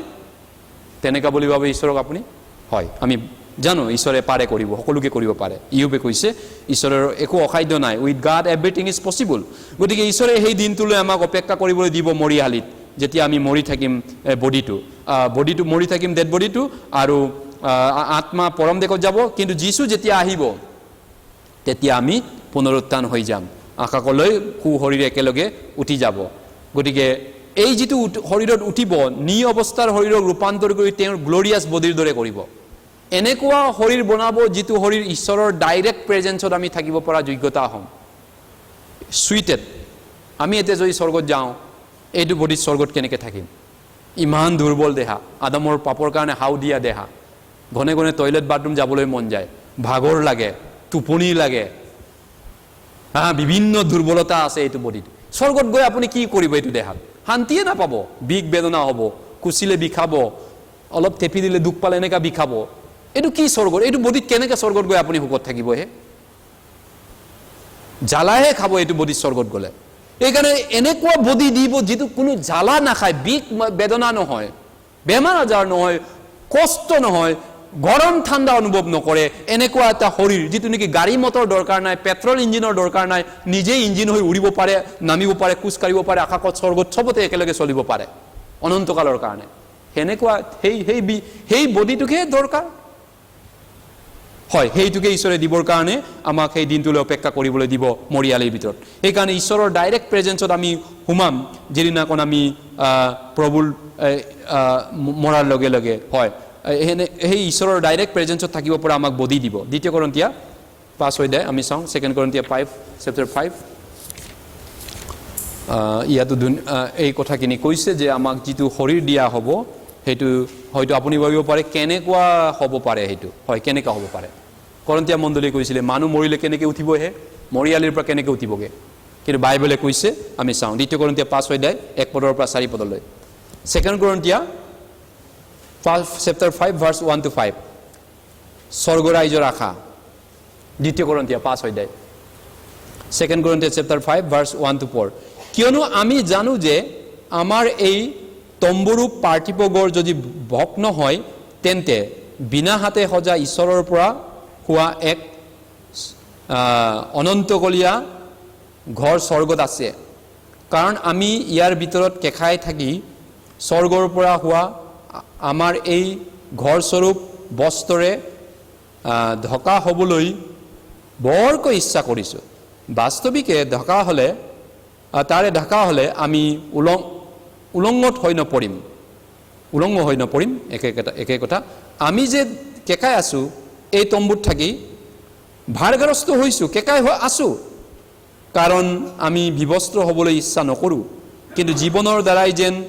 মৰ্তক গিলি পেলোৱা হয় এই কাৰণে বস্ত্ৰৰে ঢকা হ'বলৈ ইচ্ছা কৰোঁ বুজি পাইছেনে ইয়াত পৌলে ধুনীয়াকৈ ব্যাখ্যা দিছে স্বৰ্গীয় দেহাতৰ বিষয়ে আমি জানো যে এক পদত কৈছে আমাৰ এই তম্বুৰূপ পাৰ্থিব ঘৰ মানে এই শৰীৰটোক কৈছে এই এটা ঘৰ হয়নে নহয় উপদেশক 12 অধ্যায়ত কৈছে যেতিয়া ঘৰকীয়াবিলাকে কপিব ঘৰকীয়াটো আপোনাৰ এটা ঘৰ আছে আপুনি এটা বডিটো আপোনাৰ ঘৰ আৰু আপোনাৰ ৰকিয়াটো কোন ঘৰৰ ভৰি দুখন ৰকিয়া নহয়নে ভৰি দুখন যদি বুঢ়া হ'ব যেতিয়া কপিব খোজ কাঢ়িব নোৱাৰিব এদিন তললৈ ওপৰত তলত দিবলৈ ভয় লাগিব হয় নহয় বয়স হ'লেতো ভয় লাগে তেনেকা কপিবলৈ আৰম্ভ কৰে আৰু গায়িকাবিলাকে সৰু মাতেৰে গাব মাতটো সৰু হৈ যাব আৰু খিৰিকী দুৱাৰে যে চাওঁতাবিলাকে ধোঁৱা কোৱা দেখিব চকুটো কমজোৰ হ'ব দাঁতটো পিহিবলৈ এৰিব দাঁতকেইটা কমজোৰ হ'ব বুঢ়া বুঢ়ী বয়সত এইকাৰণে এটা আমি ঘৰ হয় আমাৰ ৰকিয়া ভৰিটো হয় গতিকে এই পাৰ্থিব ঘৰ যদি ভগ্ন হৈ যায় মৰিহালিত পেলাই দিয়ে বুঢ়া বুঢ়ী হৈ ক্ষীণমিন হৈ গৈছোঁ লাহে লাহে দিনক দিনে কমজোৰ হৈ গৈছে ঠিক আছে একো নাই চিন্তা কৰিব নালাগে এইটো বডি তেনেকুৱাই এই শৰীৰ তেনেকুৱাই হয়নে নহয় হয় গতিকে যিমান মাৰোৱাৰী পেটলা হওক যিমান ধুনীয়া খাই বৈ মস্তি কৰা সেই মাৰোৱাৰীবিলাক হওক একেই ডেইলি যিমান ভাল বস্তু খাওক বুঢ়া বুঢ়ী মাৰোৱাৰীবিলাক চাবচোন আৰু অৱস্থা বেয়া তেওঁলোকতো আৰু বেয়া তেওঁলোকৰ অৱস্থাই নাই বুঢ়া বুঢ়ী বয়স হ'লে বিৰাট বেমাৰ পইচা থাকিলেও খাব নোৱাৰে বেমাৰ টোপনি নাই হস্পিটেলত কিমান গৈ থাকিব গতিকে যি কি নহওক এই দেহাটো চবৰে একেই মাৰোৱাৰী হওক ধনী হওক গৰীব হওক সাধাৰণ মানুহ হওক শৰীৰটো চাইণ্টিষ্ট বিজ্ঞানী চব একেটাই এই বডিটো তেনেকুৱাই এইকাৰণে এই বডিৰ কাৰণে আপুনি ইমান ঈৰ্ষা নকৰিব ধনী মানুহ দেখিলে আপোনাৰ ঈৰ্ষা হয় নেকি কাৰোবাৰ ধুনীয়া বডি দেখিলে হয় কিন্তু ঈৰ্ষা কৰিব নালাগে কাৰণ বিনা হাতে সজা ঈশ্বৰৰ পৰা হোৱা এটা অনন্তকলীয়া ঘৰ স্বৰ্গত আছে আৰু এটা ঘৰ দিবগে এই ঘৰটো ভাঙি পেলোৱা আহি পিনি আৰু এটা ঘৰ দিবগে বডি এটা দিবগে নতুন বডি নতুন শৰীৰ দিয়া হ'ব স্বৰ্গত যোৱা বডি এই বিষয়টোৰ কাৰণেই সবচে ডাঙৰ আশাটো বাইবেলত কৈছে কাৰণ আমি ইয়াৰ ভিতৰত কেকাই আছো এই ঘৰত কেকাই আছো এই কষ্টত আছো নহয়নে বৰ্তমান কষ্টত আছো স্বৰ্গৰ পৰা হোৱা আশাৰ আমাৰ এই ঘৰ স্বৰূপ বস্ত্ৰৰে আমি ঢাকা হ'বলৈ ইচ্ছা কৰিছোঁ হয় ঢাকি পেলাব লাগিব বদলি কৰিব লাগিব যেনেকৈ সাপে বাকলি চেলাই দিয়ে নতুন বাকলি লৈ সাপৰ বাকলি চেলোৱা দেখিছেনে আপুনি কৰে জানো এইটো নিজে নিজে হ'বলৈ সৃষ্টিকৰ্তাই দিছে নিজে আমাৰ বদলি হ'ব এই বডিটো বদলি কৰি নতুন বডি দিয়া হ'ব আমি একো কৰিবলগীয়া নাই এইটো কেনেকৈ হ'ব যিজন সৃষ্টিকৰ্তা মালিক তেওঁ কৰিব কৰি আছে কৰি থাকিব তেওঁ গতিকে এই বিষয়টো সবচে ডাঙৰ আশা আৰু আমি আকাৰেহে পৰিত্ৰাণ পাইছো ৰুমিয়াত কৈছে আধৈদাত আৰু যিটো দেখা তালৈ কোনে আশা কৰে দেখা নাই সেইকাৰণে আমি আশা জীয়াই আছো ৰুমিয়া আধৈদাত 24-25 পদত হয় গতিকে আশা আছেনে আপোনাৰ তেনেকুৱা এটা সঁচাকে আমাৰ কেইজনৰ তেনেকুৱা আশা আছে যীশু আহি মোক নতুন বডি দিব স্বৰ্গীয় দেহা যদিও মই কমজোৰি হৈছো কালি মৰিম অহা বছৰ মৰিব পাৰো কোনোবা দিনা মৰিম একো নাই মৰিয়ালি ডেড বডি লৈ যাব একো নাই ডেড বডি মৰিয়ালিত হৈ থাকিব একো নাই আত্মা যীশুৰ লগত যাব একো নাই কিন্তু যীশু ঘূৰি অহা দিনাখন আত্মা আৰু শৰীৰ একেলগ কৰিবগে পুনৰুত্থান হ'বগে 2 নম্বৰ শ্ৰেণীৰ মানুহ এই ধৰণে জি উঠিব তিছলনিকিয়াটো কৈছে প্ৰথম তিছলনিকিয়া 4 অধ্যায় আমি চাওঁ ফাৰ্ষ্ট তিছলনিকিয়া চেপ্টাৰ 4 যীশু আহিব আমাক তুলিবগে প্ৰভুৰ লোকবিলাক দ্বিতীয়তে উঠিব আমি প্ৰথমটো যীশু উঠিল অলৰেডি মৰাৰ পৰা মৰিয়ালিৰ পৰা 2 নম্বৰতে প্ৰভুৰ লোকবিলাকক প্ৰভুৱে তুলিবগে তাৰ পিছত তেওঁৰ আগমনৰ দিনাখন দ্বিতীয় প্ৰথম তিছলনিকিয়া ফাৰ্ষ্ট তিছলনিকিয়া চেপ্টাৰ 4 দ্বিতীয়তে কাক তুলিবগে প্ৰভুৱে আমি এটো চাই আছো সেকেন্ড অৰ্ডাৰটো চাইছো যিটো নেকি দ্বিতীয় শ্ৰেণীৰ মানুহ কাক তুলিব প্ৰভু অহা সময়ত প্ৰভুৰ লোকবিলাক স্পষ্টকৈ জানা উচিত হয়নে যদি আপুনি স্পষ্টকৈ নাজানে আপোনাৰ কনফিউজ হ'ব পাৰে বিমূৰত পৰিব বিপাঙত পৰিব আপুনি কি বিশ্বাস কৰিছে কি অৰাকাত গৈ আছে আপুনি হয়তো নাজানিব উত্তৰ দিবলৈ কাক বাই কিন্তু বাইবেলে উত্তৰ দিবৰ কাৰণে সাজু হ'ব কৈছে আমাক প্ৰথম তিছলনিকিয়া 4 অধ্যায় 13 পদৰ পৰা প্ৰথম তিছলনিকিয়া 4 অধ্যায় 13 পদ হে ভাইবিলাক আকাহীন অন্য লোকৰ নিচিনা তোমালোক যেন হুকাকুল নোহোৱা এই কাৰণে নিৰ্দিল লোকৰ বিষয়ে তোমালোকক নজনাকৈ থকা আমাৰ ইচ্ছা নাই নিৰ্দিল মানে বৰ্ণ এগেইন খ্ৰীষ্টানবিলাক মৰি যোৱাবিলাকক কৈছে মৰি পিনি মৰিয়ালিত থকাবিলাকৰ বিষয়ে কৈছে মই ক'ব বিচাৰিছো কিবা এটা পৌলে কৈছে কিয়নো যীশু মৰি পুনৰাই উঠিল ইয়াক যদি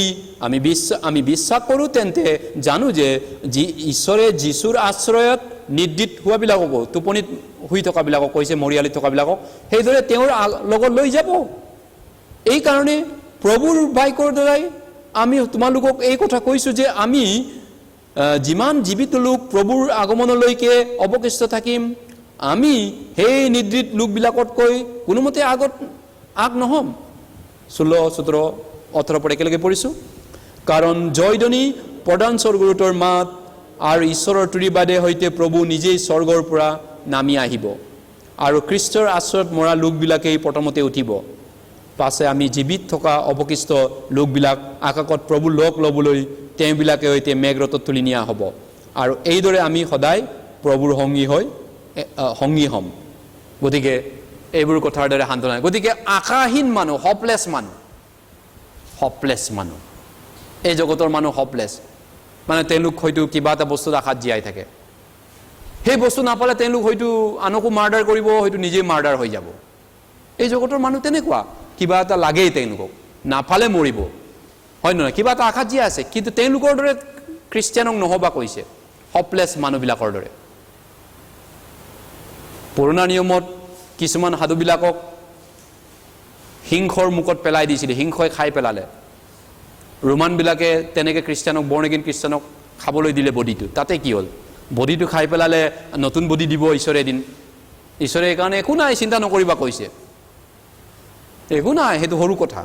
ঈশ্বৰৰ কাৰণে সৰু কথা তোমাৰ বডিটো জন্তুৱে খাব দিয়াটো বিশ্বাসৰ খাব দিয়াটো সৰু কথা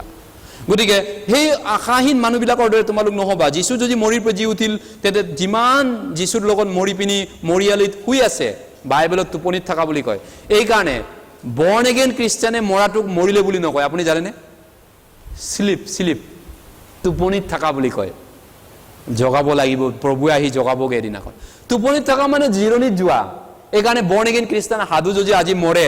আপুনি ক'ত যাব জানে পাপিয়ে ক'ত মৰিলে ক'ত যাব এইটো জানিব লাগিব আজি পাপী এজন মৰিলে তেওঁ ক'ত যাব আজি ৰাতি লগে লগে আমি মৰিলে ক'ত যাম আমি টোপনিত প্ৰভুৱে টোপনি দিব মাকৰ কোলত আমি শুই থাকিম প্ৰভুৰ কোলত পৰম দেশত মস্তিকে শুই থাকিমগে আৰু মৰিয়ালিত দেহাটো থাকিব আৰু প্ৰভু আহালৈ অপেক্ষা কৰি থাকিম মস্তিকে টোপনি মাৰি এই পৃথিৱীৰ ঝালাৰ পৰা মুক্তি হৈ যাম দুখ কষ্টৰ পৰা প্ৰভু আহিব গতিকে কিন্তু প্ৰভু নহালৈকে আমি ক'ত থাকিম আমাৰ বডিটো এইটো এটা ডাঙৰ বিষয় হয়তো আপুনি ভাবিব পাৰে এইটো ক'ত থাকিব আমাৰ বডি ক'ত থাকিব প্ৰভু যেতিয়ালৈকে নাহে আমি ক'ত থাকিম নতুন যুগৰ পৰা খ্ৰীষ্টানবিলাকক কোন জেগাত ৰাখা হ'ব আপোনাৰ এই বিষয়টো অলপমান আইডিয়া থকাটো দৰকাৰ প্ৰভু যেতিয়ালৈকে নাহে আমাৰ আত্মাটোক প্ৰভুৱে ক'ত থ'ব হয় প্ৰভু আহাৰ পিছতেহে ৰূপান্তৰ কৰিব কিন্তু প্ৰভু নহালৈকে আমি এটা জেগাত নিৰ্দিষ্ট এটা জেগাত আমি জিৰণি লৈ থাকিম এটা নিৰ্দিষ্ট জেগাত আমি ৰেষ্ট লৈ থাকিম এই বিষয়টো আমি অলপ চাব লাগিব কেনেকুৱা জেগা হয় এইটো বা আজি মৰিলে মই নতুন জন্ম পোৱাৰ পিছত মৰিলে লগে লগে কি হ'ব তেওঁ আজিৰ লগে লগে মোৰ জিৰণি জেগাটো ক'ত হ'ব মই ক'ত থাকিমগে সেইটো আৰু সেই দিন নহালৈকে আমি এটা নিৰ্দিষ্ট জেগাত থাকিব লাগিব আমি চাওঁ এটা ক'ত থাকিব নতুন জন্ম পোৱা খ্ৰীষ্টানবিলাক লুক 24 অধ্যায় 43 পদ লুক 24 অধ্যায় 23 অধ্যায় 43 পদ লুক 23 অধ্যায় 43 পদ নতুন জন্ম পোৱা সাধু যদি মৃত্যু হয় আজি কালি বা আগৰ মৰাবিলাক ক'ত আছে তেওঁলোকে লুক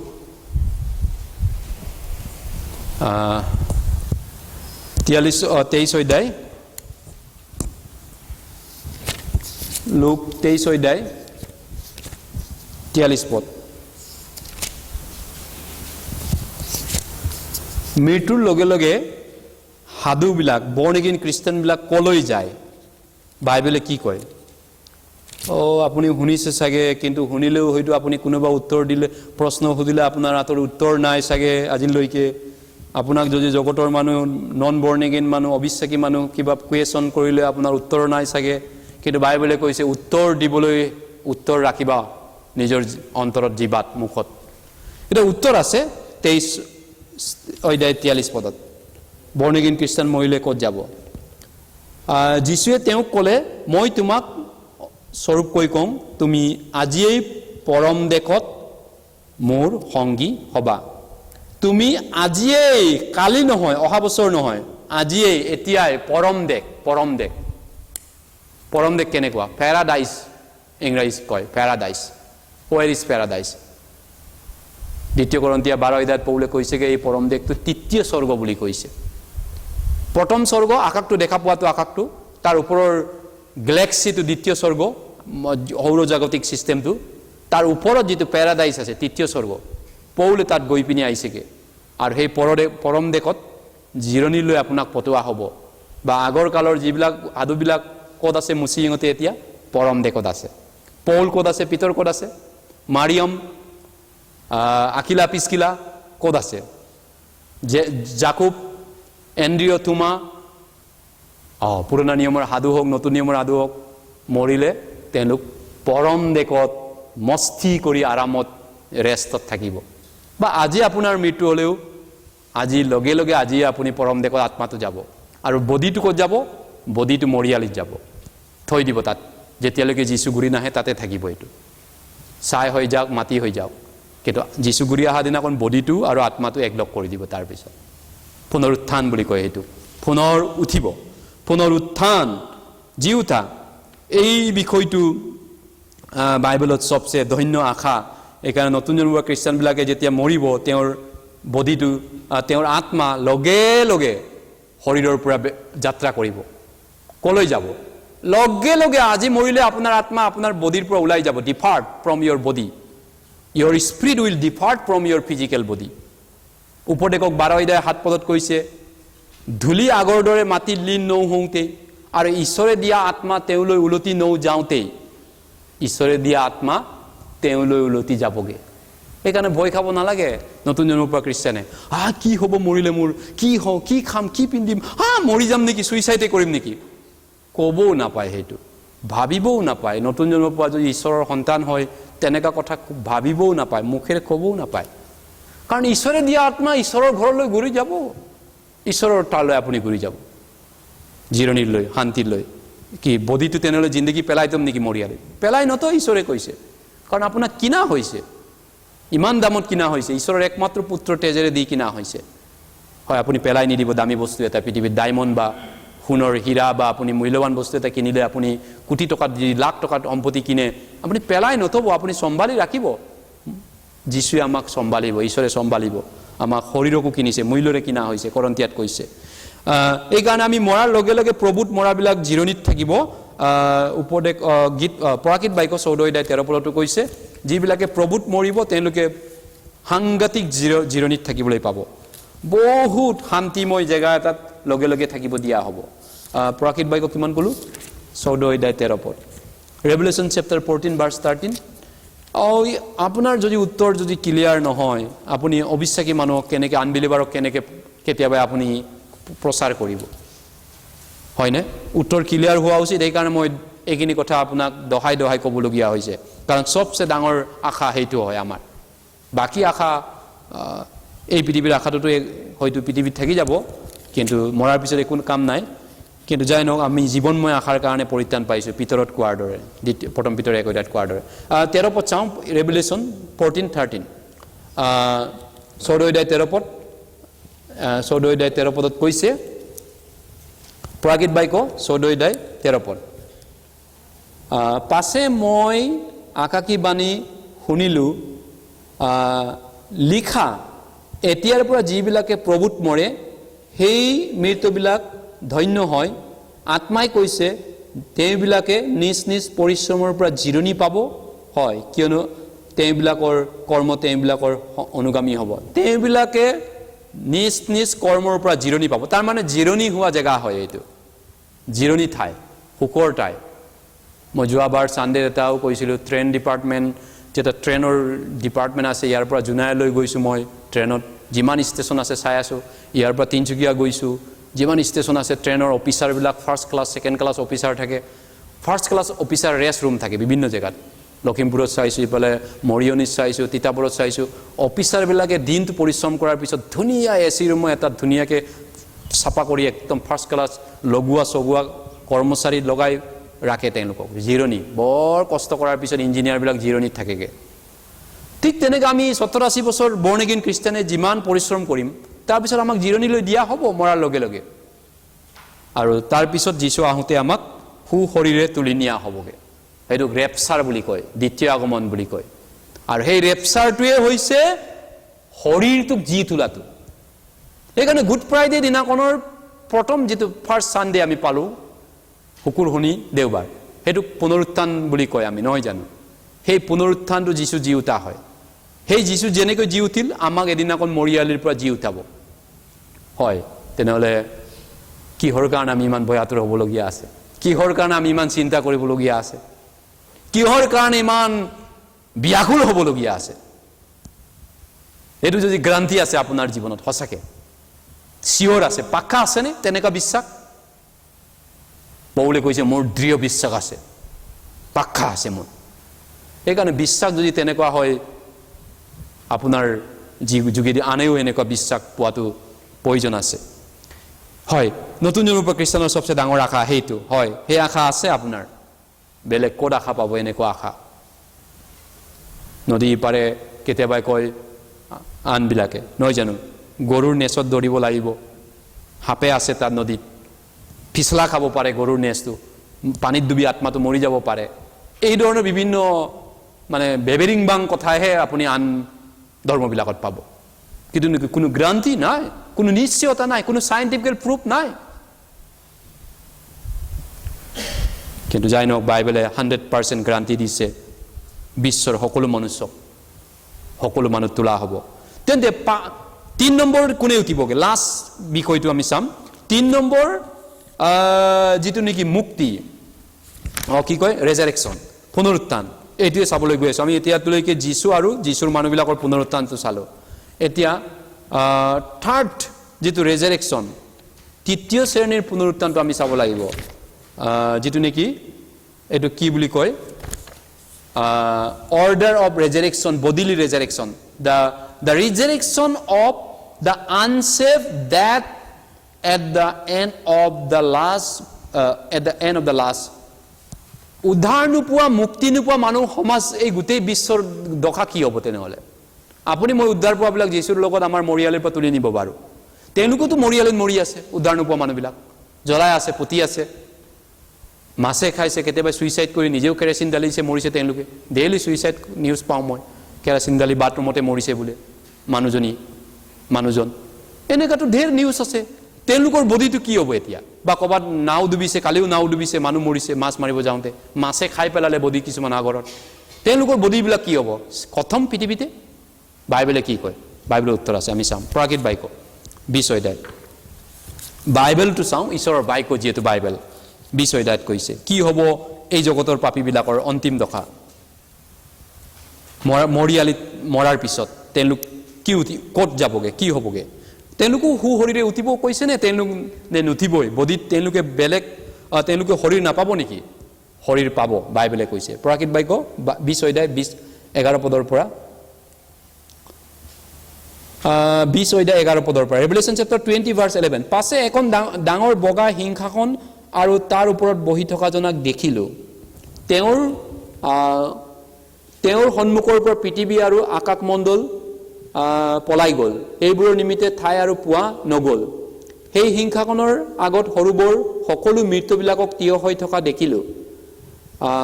পাছে কেইখনমান পুস্তক মেলা হ'ল আৰু জীৱন পুস্তক নামেৰে আন এখন পুস্তকো মেলা হ'ল আৰু সেই পুস্তকবোৰ লিখা মতে মৃত্যুবিলাকৰ নিজ নিজ কৰ্মৰ সুদবিচাৰ কৰা হ'ল তেতিয়া সাগৰে নিজত থকা মৃত্যুবিলাকক খুদাই দিলে মৃত্যু আৰু পৰলোকেও নিজত থকা মৃত্যুবিলাকক খুদাই দিলে তাতে সকলোৰে নিজ নিজ কৰ্মৰ সুদবিচাৰ কৰা হ'ল আৰু পাছে মৃত্যু আৰু পৰলোকক এই অগ্নিৰ হৰবৰ পেলোৱা হ'ল অৰ্থাৎ এই অগ্নিৰ হৰবৰে হৈছে দ্বিতীয় মৃত্যু আৰু জীৱন পুস্তকৰ যিকোনো নাম পোৱা নগ'ল তাক এই অগ্নিৰ হৰবৰত পেলোৱা হ'ল গতিকে অন্তিম যিটো পুনৰুত্থান যিটো পাপীবিলাকৰ পুনৰুত্থান বা মুক্তি নোপোৱা মানুহবিলাকৰ পুনৰুত্থানটো চাব বাইবেলে কি উত্তৰ দিছেগে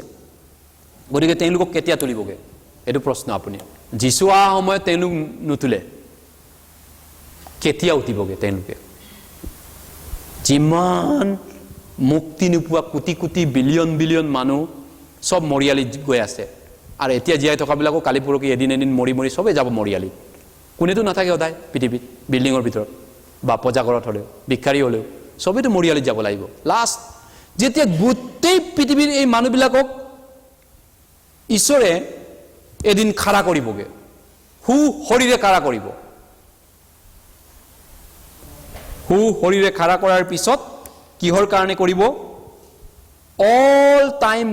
পৃথিৱীত যিমান যুগে যুগে যিমান মানুহ মৰিছে আহিছে গৈছে মানুহ কিন্তু মুক্তি নোপোৱাকে পাপৰ পৰা উদ্ধাৰ নোপোৱাকে ঈশ্বৰে কিনা নাই তেওঁলোকক মুক্তি পোৱা নাই ঈশ্বৰৰ দ্বাৰা তেওঁলোকে পাপ ক্ষমা পোৱা নাই সেই মানুহবিলাকক ঈশ্বৰে খাৰা কৰিব লাষ্টত এদিনাখন কেতিয়া যীশু অহা দিনাখন নহয় কিন্তু এইটো ভুল নুবুজিব 1000 বছৰ ৰাইজৰ পিছত মিলেনিয়াম কিংডমৰ পিছত আমি এইটো শিকিব লাগিব যীশু কেতিয়া আহিব যীশু অহাৰ আগে আগে কি ঘটিব আকাল মহামাৰী যুদ্ধ বিগ্ৰহ পৃথিৱীত বিভিন্ন গণ্ডগোল হুৰামুৰা হ'ব আৰু যীশু আহিব এদিনাখন এনেকা চলি থাকোঁতে নোহাৰ বানপানীৰ দৰে যেনেকৈ নোহাৰ দিনত হৈছিল বিয়া দিয়া খা ভোজন কৰা যীশু নাও পানীত ডুবি গ'ল ঠিক তেনেকৈ যীশু আহিব তাৰপিছত পৃথিৱীত কি হ'ব যীশু অহাৰ পিছত যীশুৰ মানুহবিলাক উঠিয়ে যাব আমি উঠিয়ে যাম মণ্ডলী নাই তেতিয়া তাৰপিছত পৃথিৱীখন এটা চৰকাৰ হ'ব এটা দেশ হ'ব এটা চৰকাৰ এটা দেশ এটা ধৰ্ম এটাই ধৰ্ম হ'ব এটাই চৰকাৰ হ'ব আৰু পৃথিৱীত 7.5 বছৰ পৃথিৱীক মহাক্লেশ বুলি বাইবেলত লিখিছে এইটো মহাক্লেশ কৰোণা ক্লেশ এতিয়া চলি আছে গোটেই বিশ্বৰ অৰ্থনীতি মানৱ জাতিৰ চাকৰি বাকৰি মানুহ সব শেষ হৈ গৈছে আমাৰ বহুতৰে অৱস্থা এতিয়াও টকা পইচা নাই কাম বন নাই কৰোণাই শেষ কৰিছে কিন্তু 7 বছৰ মহাক্লেশৰ যিটো তুলনা এই কৰোণা কাল তুলনা নহয় কৰোণাতকৈ ভয়ংকৰ মহামাৰী হ'ব তেতিয়া বিশ্বত যীশু অহাৰ পিছত পৃথিৱীত ভয়ংকৰ ভূমিকম্প হ'ব এফালে মহামাৰীয়ে খাব আনফালে ভূমিকম্পই জোকাৰি থাকিব আনফালে হিলৰ বৰষুণ পৰিব ওপৰৰ পৰা এক মোন 40 কেজি ওজনৰ হিল বৰষুণ হিলাবৃষ্টি হ'ব এনেকুৱা টিংঘৰ দালানঘৰ এটাও নাথাকিব কি পৰিব জানে এই বৰটোপ মাৰা দি ওপৰৰ পৰা হিল মাৰিব ঈশ্বৰে ডাঙৰ ডাঙৰ প্ৰকাণ্ডই 40 কেজি ওজনৰ হিল মাৰি দিব সদম গমোৰা যেনেকৈ হিলৰ জুই পেলাই পিনি জ্বলাই দিছিলে এই পৃথিৱীক সব পালৰ পৰা উল্টা পুল্টা কৰা হ'ব লৰাই দিয়া হ'ব পৃথিৱীখনক গোলমাল কৰিব 7 বছৰ মহাক্লেশত আৰু পৃথিৱীক লাষ্টত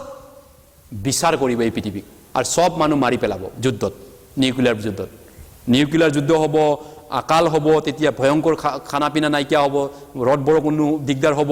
বেমাৰ আজাৰ হ'ব ডক্টৰ ইঞ্জিনিয়াৰ এইবিলাক চম্ভালিব নোৱাৰা বেমাৰ ওলাব আৰু ভয়ংকৰ ভূমিকম্প হ'ব প্ৰাকৃতিক দুৰ্যোগ হ'ব তাৰপিছত লাষ্টত যিকেইটা জীয়া আছিল নিউক্লিয়াৰ যুদ্ধ কৰিব তেওঁলোকে পেট্ৰল নাইকিয়া হ'ব ডিজেল নাইকিয়া হ'ব সেইটো কাৰণে কিবা কিবি কাৰণত তেওঁলোকে লাষ্টত নিউক্লিয়াৰ যুদ্ধ কৰি মৰি যাব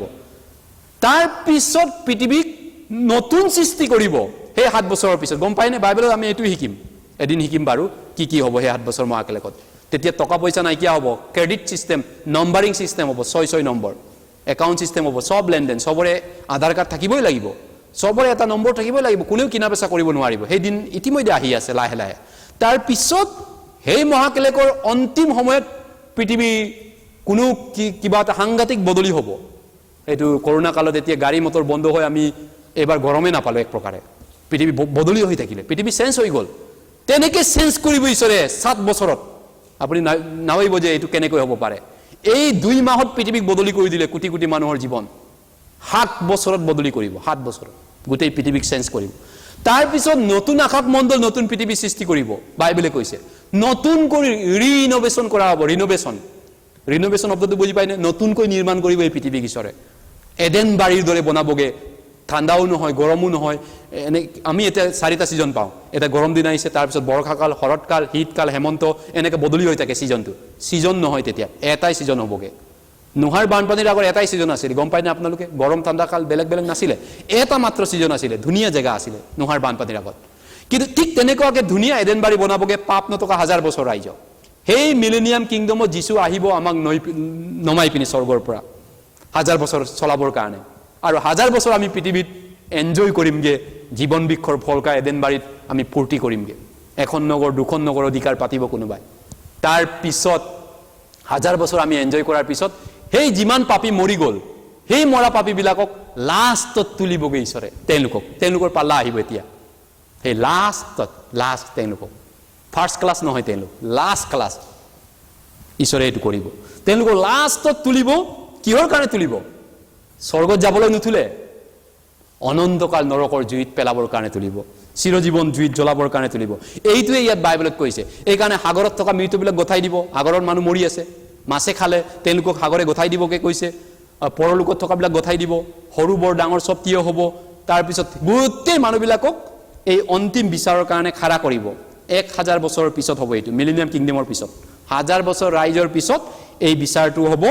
এই উদ্ধাৰ নোপোৱা মানুহবিলাকৰ মুক্তি নোপোৱা মানুহবিলাকৰ তাৰ পিছত তেওঁলোকে যীশু খ্ৰীষ্টৰ আগত থিয় হ'ব লাগিব ৰজাৰ আগত স্বৰ্গীয় বিচাৰক যীশুৱে বিচাৰ কৰিব আৰু তেওঁলোকক বিচাৰ কৰাটো এইটো নহয় যে স্বৰ্গত যাব নে নৰকত যাব এইটো চাব সেইটো নাচায় সেইটো পাৰ হ'ল তেওঁলোকৰ বাবে তেওঁলোক জীয়াই থকা কালতে ঈশ্বৰক বিশ্বাস নকৰিবৰ কাৰণে তেওঁলোকে ঈশ্বৰক নাকচ কৰি ৰিজেক্ট কৰি তেওঁলোকে বাছিয়ে ল'লে সেইটো they have already chose to reject God in their lifetime জীয়াই থকা কালত তেওঁলোকে ঈশ্বৰক নালাগে বুলি ৰিজেক্ট কৰিলে তাৰ পিছত তেওঁলোক স্বৰ্গ আৰু নৰকৰ পাৰ্থক্য নাহেগে মৰাৰ পিছত তেওঁলোক উদ্ধাৰ নোপোৱা মানুহ ফাৰ্ষ্ট কথা উদ্ধাৰ নোপোৱা মানুহ নৰকত যাবলগীয়া মানুহ কেনেকৈ বিচাৰ কৰিব ঈশ্বৰে কিয় বিচাৰ কৰিব আপুনি কওক উত্তৰ যদি উত্তৰ আছে কিয় ঈশ্বৰে বিচাৰ কৰিব নৰকত যোৱা মানুহকো ঈশ্বৰে বিচাৰ কৰিব লাগিব কিয় এই স্বৰ্গত যাবলৈ কাৰণে মুক্তি পাবলৈ তেওঁলোকক পাপৰ পৰা ন্যায় দিবলৈ নহয় কোনে কিমান পৰিমাণৰ পানিশমেন্ট কোৱান্টাম অফ পানিশমেন্ট পিৰিয়ডটো পাব কিমান ডিগ্ৰী অফ পানিশমেন্ট পাব এই কথাটো বুজি পাইছেনে এই পৃথিৱীৰ আইন আদালতো চাব যেতিয়া আইনত যাব কোৰ্টত যাব কেছ জেলত থাকিব জেলত যেতিয়া অপৰাধীবিলাক থাকে তাৰ পিছত তেওঁলোকে অপেক্ষা কৰে ৰায়দানলৈ অন্তিম ৰায়দানলৈ মোৰ শাস্তি কিমান ম্যাদ হ'ব অন্তিম বাৰ্ডিক আৰু পুলিচে পুৰা পহৰা দিব এইটো অপৰাধী পলাই যাব পাৰে কালি পৰহি তাৰ ৰায়দান আহিব ফাইনেল বাৰ্ডিক তেওঁৰ ফাঁচি হ'ব কিন্তু তেওঁ পলাই দিয়ে পুৰা এস্কৰ্ট দি পিনি জেলত থৈ দিয়ে সেই পাপীবিলাকক তেনেকৈ এস্কৰ্ট কৰিব সেই নৰকত অন্তিম বডিটো জি তোলাৰ আগতে তেওঁলোকক এস্কৰ্ট কৰি থব এটা জেগাত তাৰ পিছত তেওঁলোকক ফাইনেল ৰায়টো আহিব মৰিলো মই ফাঁচি অৰ্ডাৰ হৈ গ'ল ফাঁচি অৰ্ডাৰ সবৰে আছে তেওঁলোকৰ বাবে এটাও নাবাচিব গোটেইখিনিক ফাঁচি অৰ্ডাৰ আছে বাইবেলে কৈছে সৃষ্টিকৰ্তাই কৈছে গোটেই এটাও নাবাচিব সেই বিচাৰৰ পৰা গতিকে এই কাৰণে এতিয়াই তেওঁলোক বাচা নাই তেওঁলোকে ৰিজেক্ট কৰিছে ঈশ্বৰক তাৰ পৰিণাম তেওঁলোকে নিজেই according to their choice they will get the consequence তেওঁলোকে পৰিণাম তেওঁলোকে পাব গতিকে এই ধৰণৰ বিচাৰটো তেওঁলোকৰ বাবে অপেক্ষাত আছে আহি আছে আৰু যিশুৱে এটা বাইবেল পদ চাব লাগিব তেওঁলোকৰ এই জেগাটো কেনেকুৱা জেগা সৰি ইয়াৰ এইটো আমি ইতিমধ্যে চালোঁ এই বিষয়টো আচলতে তাৰ পিছত যিসকল লোকে এই অভিজ্ঞতাটো পাব তাৰ পিছত তেওঁলোকে অনন্তকালৰ কাৰণে অনন্তকাল অগ্নিৰ সৰোবৰত পেলাই দিয়া হ'ব নৰকৰ জুইত পেলাই দিয়া হ'ব লেক অফ ফায়াৰ বুলি কৈছে ইয়াত অগ্নিৰ সৰোবৰ তাৰপিছত দলিয়াই দিব তাতে তেওঁলোকৰ সু শৰীৰে সৈতে নৰকত থাকিব লাগিব মৰিয়ালিৰ পৰা সু শৰীৰে উঠিব তেওঁলোকে নৰকত যাব যাত্ৰা কৰিব তাৰপিছত কিন্তু আমি মৰিয়ালিৰ পৰা উঠিম পৰম দেশত যাম তেওঁলোকে পৰলোকত যাব নৰকত কিন্তু এতিয়া ক'ত আছে তেওঁলোকে আমি এতিয়া মৰিলে ক'ত যাম বুলি ক'লো বৰ্ণ এগেইন খ্ৰীষ্টান লগে লগে পৰম দেশত যায় ক'লো আপোনাক পেৰাডাইছত যায় এতিয়া তেওঁলোক ক'ত আছে এই মৰিয়ালিত থকা মানুহবিলাক তেওঁলোকৰ বডিটো মৰিয়ালিত জ্বলাই পিনি ছাই হৈ পিনি ইমানমান ছাই হৈ আছে ইমান টোপোলা মাটিত গেলি গ'ল কিন্তু আত্মাটো ক'ত আছে এতিয়া আপুনি জানেনে উত্তৰ ক'ত আছে লগে লগে তেওঁলোক ক'ত যায় আমি উত্তৰ যোৱাবাৰো চাইছিলোঁ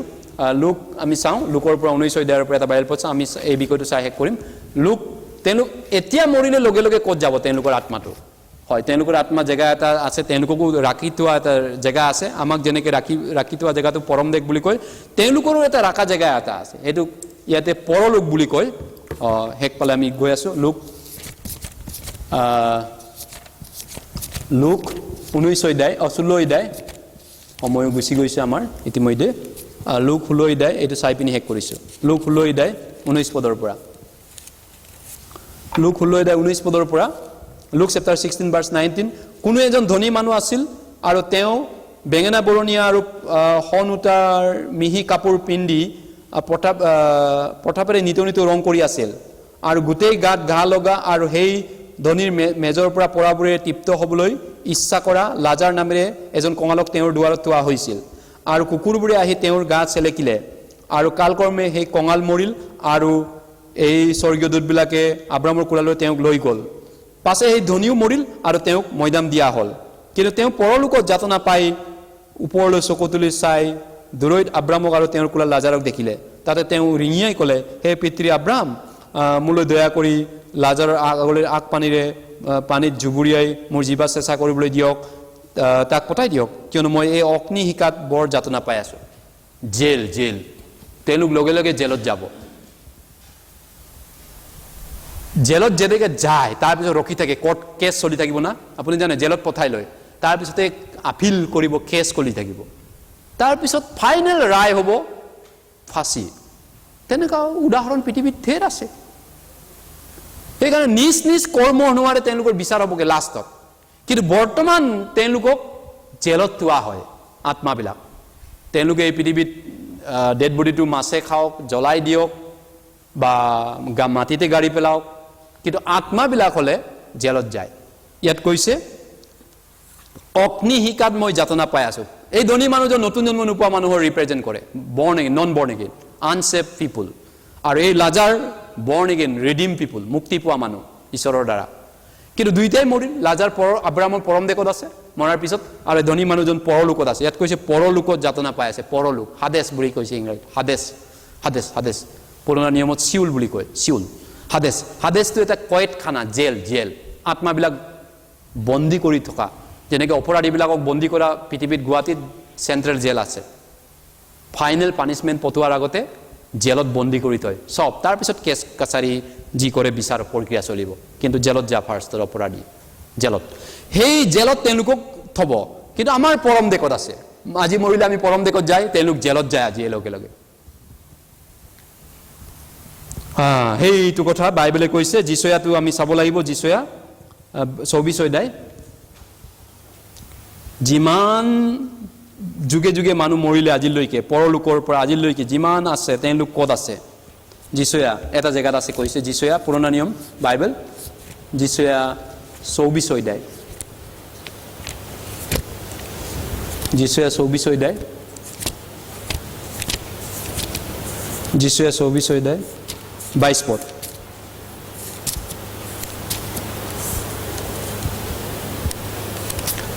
যিচয়া 24 অধ্যায় 22 পদ Isaiah 24 verse 22 22 পদ যিচয়া 24 অধ্যায় 22 পদ 24 অধ্যায় 22 পদ আৰু কাৰাগাৰত বন্দীয়াৰহঁতক গোটোৱাৰ দৰে তেওঁবিলাকক গোটোৱা হ'ব আৰু বন্দীশালত বন্ধ কৰা হ'ব পাছে অনেক দিনৰ মূৰত তেওঁবিলাকক দণ্ড দিয়া হ'ব ক্লিয়াৰ ইয়াতকৈ আৰু ক্লিয়াৰকৈ ঈশ্বৰৰ বাক্য লাগে আপোনাক কাৰাগাৰত বন্দীয়াৰহঁতক বন্দীয়াৰ দৰে তেওঁলোকক বন্দী কৰক তেওঁবিলাক মানে উদ্ধাৰ নোপোৱা সমাজটোক মুক্তি নোপোৱা জগতখনক নতুন জন্ম নোপোৱা এই অবিশ্বাসী সমাজটোক তেওঁলোকে নিজে বাচিছে চইচ কৰিছে ঈশ্বৰক বিশ্বাস নকৰোঁ আমি তেওঁলোক নিজে চইচ কৰিছে তেওঁলোকৰ জীয়াই থকা কালত নিজে বাছনি কৰিছে আমি ঈশ্বৰ নোহোৱাকৈ চলিম নহয় জানো আৰু তাৰ পৰিণাম ঈশ্বৰ নোহোৱা জেগাতে থাকিব লাগিব শয়তান আৰু তাৰ দূতবিলাকৰ বাবে ৰেডি কৰি থোৱা কাৰাগাৰ অন্ধ কুটৰিত তেওঁলোকক থৈ দিয়া হ'ব গতিকে তেওঁলোকক গোটোৱা হ'ব বন্দীয়াৰহঁতক গোটোৱাৰ দৰে তেওঁলোকক গোটোৱা হ'ব পিছত অনেক দিনৰ মূৰত তেওঁলোকক পানিছমেণ্ট দিয়া হ'ব হাজাৰ বছৰ ৰাইজৰ পিছত তেওঁলোকক জি তোলা হ'ব সুশৰীৰে এটা এটাকৈ খাৰা কৰিব আৰু কৰ্ম অনুসাৰে তেওঁলোকক কোনে কিমান পানিছমেণ্ট নৰকত জুইত যাব সেই জুইৰ ডিগ্ৰীটো ৰায়দান দিব ফাইনেল ৰায়দান সেইকাৰণে নিজ কৰ্ম অনুসাৰে তেওঁলোকক সুদবিচাৰ কৰা হ'ল সেইকাৰণে আমি বাইবেল ছেমিনাৰত কলা জুইৰ কথা কওঁ হালধীয়া জুই খৰিৰ জুই ৰঙা জুই গেছ চিলিণ্ডাৰ জুইটো ব্লু কালাৰ জুই আৰু লোহা কাটা জুইটো বগা হয় আৰু জুইটো বেছি সবচে টেম্পাৰেচাৰ হাইয়েষ্ট টেম্পাৰেচাৰলৈ কালা হয় বেলি এটা জুই হয় কালা এটা আছে মাজতে সাইন্টিষ্টে পাইছে সবচে হাইয়েষ্ট টেম্পাৰেচাৰলৈ কালা হৈ যায় জুইটো এইকাৰণে নটৰিয়াছ ক্ৰিমিনেল নটৰিয়াছ সিনাৰ কালা জুইটো তেওঁ পাব আৰু তাৰ তলৰ যিবিলাক আছে তেওঁলোকক লোহা কাটা জুইত দিয়া হ'ব তাৰ তলৰবিলাকক আছে গেছ চিলিণ্ডাৰ জুইত বিস্ফোৰণ হ'ব আৰু তাৰ পিছৰবিলাক খৰি বা এনেকুৱা অন্যান্য জুই কিন্তু যিয়ে নহওক জুইটো জুইয়ে হয়তো কষ্টটো বেছি হ'ব কাৰোবাৰ কাৰণে কিন্তু চিৰকালৰ পৰা চিৰকাললৈ হ'ব এটাৰনিটিটো এটাৰনিটি তেওঁলোকৰ অন্তিম ভাগ্য সুশৰীৰে তাতে থাকিব লাগিব তাতকৈ ঈশ্বৰে মানুহক কি ধুনীয়া বাকাৰে বুজাবহে এতিয়া ইমান ধুনীয়াকৈ বুজাই আছে এইটো ভৱিষ্যত আহি আছে আপোনাৰ ইমান ধুনীয়াকৈ বাইবেলত লিখিছে তাৰ পিছতো মানুহ বিশ্বাস নকৰে তাৰ পিছতো মানুহ নুশুনে তাৰ পিছত ঈশ্বৰে কি কৰিব লাগে আপোনাক ঈশ্বৰক মানুহে দুখিব বিচাৰে ঈশ্বৰে জানো বাস্তৱিকে নৰক বনাবনে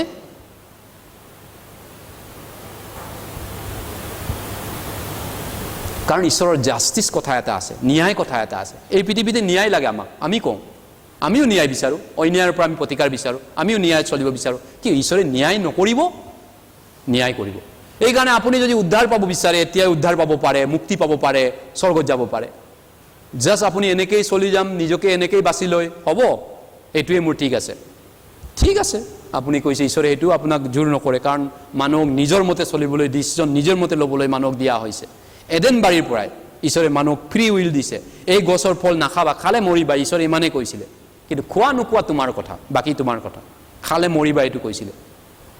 ঠিক তেনেকৈ এতিয়া ঈশ্বৰে আপোনাক অনন্ত জীৱন দিবলৈ মাতি আছে জোহনত কৈছে ঈশ্বৰে মাতি আছে প্ৰথম তিমথিয়ত কৈছে ঈশ্বৰৰ ইচ্ছা সকলো মানুহ পৰিত্ৰাণ পায় আৰু সত্যৰ জ্ঞান পায় ঈশ্বৰে মাতি আছে ঈশ্বৰে ইচ্ছা কৰিছে কিন্তু মানুহবিলাকৰ ইচ্ছা নাই মানুহবিলাকে কেনেকুৱা আছিলে যীশুৰ দিনৰ মানুহবিলাকে কিয়নীয় বস্তু দুদিনীয়া আহাৰৰ কাৰণে তেওঁলোকক বেছি ইম্পৰ্টেণ্ট তেওঁলোকে অনন্তকাল চিৰকাল জীয়াই থকা অমৰকলীয়া স্বৰ্গৰাজ্যৰ প্ৰতি ইণ্টাৰেষ্ট নাই তেওঁলোকৰ ইণ্টাৰেষ্ট আছিলে কেনেকৈ ভালকৈ খাম কেনেকৈ ভাল কাপোৰ পিন্ধিম কেনেকৈ ভাল এটা ঘৰ বনাম কিন্তু নাথাকে এইটো বস্তু ঘৰো পচিব 100 বছৰৰ পিছত পচিব ঘৰ নাইকিয়া হ'ব বিল্ডিং 100 বছৰ নাথাকে গুৱাহাটীৰ প্লেটবিলাক ধুনীয়া ড্ৰেছটো 3 বছৰৰ পিছত ফাটিব কাপোৰটো খানা একদম মস্তি খানা খালে 4 ঘণ্টাৰ পিছত ডাইজেষ্ট হৈ নাইকিয়া হ'ব কি বস্তু পাৰ্মানেণ্ট আছে পৃথিৱীত কওক কি বস্তু আছে চিৰকাল বস্তু থাকিব আপোনাৰ লগত তাৰ বাহিৰে ঈশ্বৰৰ বাহিৰে অনাদি অনন্ত পৰাক্ৰম ঈশ্বৰৰ বাহিৰে গতিকে আজি আমি চালো অৰ্ডাৰ অফ ৰিজাৰেকশ্যন ৰিপিট কৰিছোঁ অৰ্ডাৰ অফ ৰিজাৰেকশ্যন প্ৰথম পল যীশুখ্ৰীষ্ট প্ৰথম জি উঠাজন যীশুখ্ৰীষ্ট কিয় প্ৰথম পল কাৰণ আগতেও মানুহ জি উঠিছিল মৰাৰ পৰা যীশুৱে জি উঠিছিল পৌলে জি তুলিছিল কিন্তু যীশুখ্ৰীষ্টই হৈছে প্ৰথম মৰিয়ালিৰ পৰা ঈশ্বৰে তোলাটো ডাইৰেক্ট মৰিয়ালিৰ পৰা ডেড বডিটো তুলিছিলে তেওঁ স্বৰ্গত গ'ল 40 দিন পিছত তেওঁ স্বৰ্গত এতিয়া আছে তাৰপিছত দ্বিতীয়তে কোন হৈ উঠিব যীশু ঘূৰি আহিব তেওঁৰ লোকবিলাকক তেওঁ মৰিয়ালিৰ পৰা উঠাব আজি ঘূৰি আহিলে আপুনি ভাবিব পাৰে কেনেকৈ মইতো মৰিয়ালিত যোৱা নাই নাই আজি এতিয়া ঘূৰি আহিলে আগৰ থকা মৰিয়ালিবিলাক আগত উঠিব আমি আগত নহয় তেওঁলোকতকৈ তিছলনিকেত কৈছে তেওঁলোক ফাৰ্ষ্ট উঠিব আমি ৰূপান্তৰ হ'ব যেনেকৈ পকিলা ৰূপান্তৰ হৈ বিচাৰ পৰা আপুনি ভাবিব পাৰে বিচা গেলা পচা বিচা এটা ৰং বিৰঙৰ পকিলা ৰূপান্তৰ হৈ আকাশত মৌ খাব পৰা উৰিব পাৰে নেকি ঈশ্বৰে ৰূপান্তৰ কৰি বডিটো চকুৰ পচাৰতে এই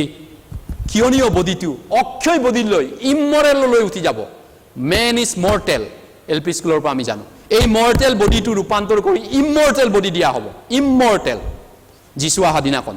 এইকাৰণে আমি মৰিয়ালিত থাকক বা এতিয়া জীয়াই থাকক মৰিয়ালিত থকাবিলাকৰ টেনশ্যন নাই যদি যিশুৰ মানুহ হয় বৰ্ণ এগেইন খ্ৰীষ্টিয়ান হয় তেওঁলোকৰো টেনশ্যন নাই যদি আমি জীয়াই থকাবিলাকৰ টেনশ্যন নাই সেইকাৰণে আমি বিন্দাস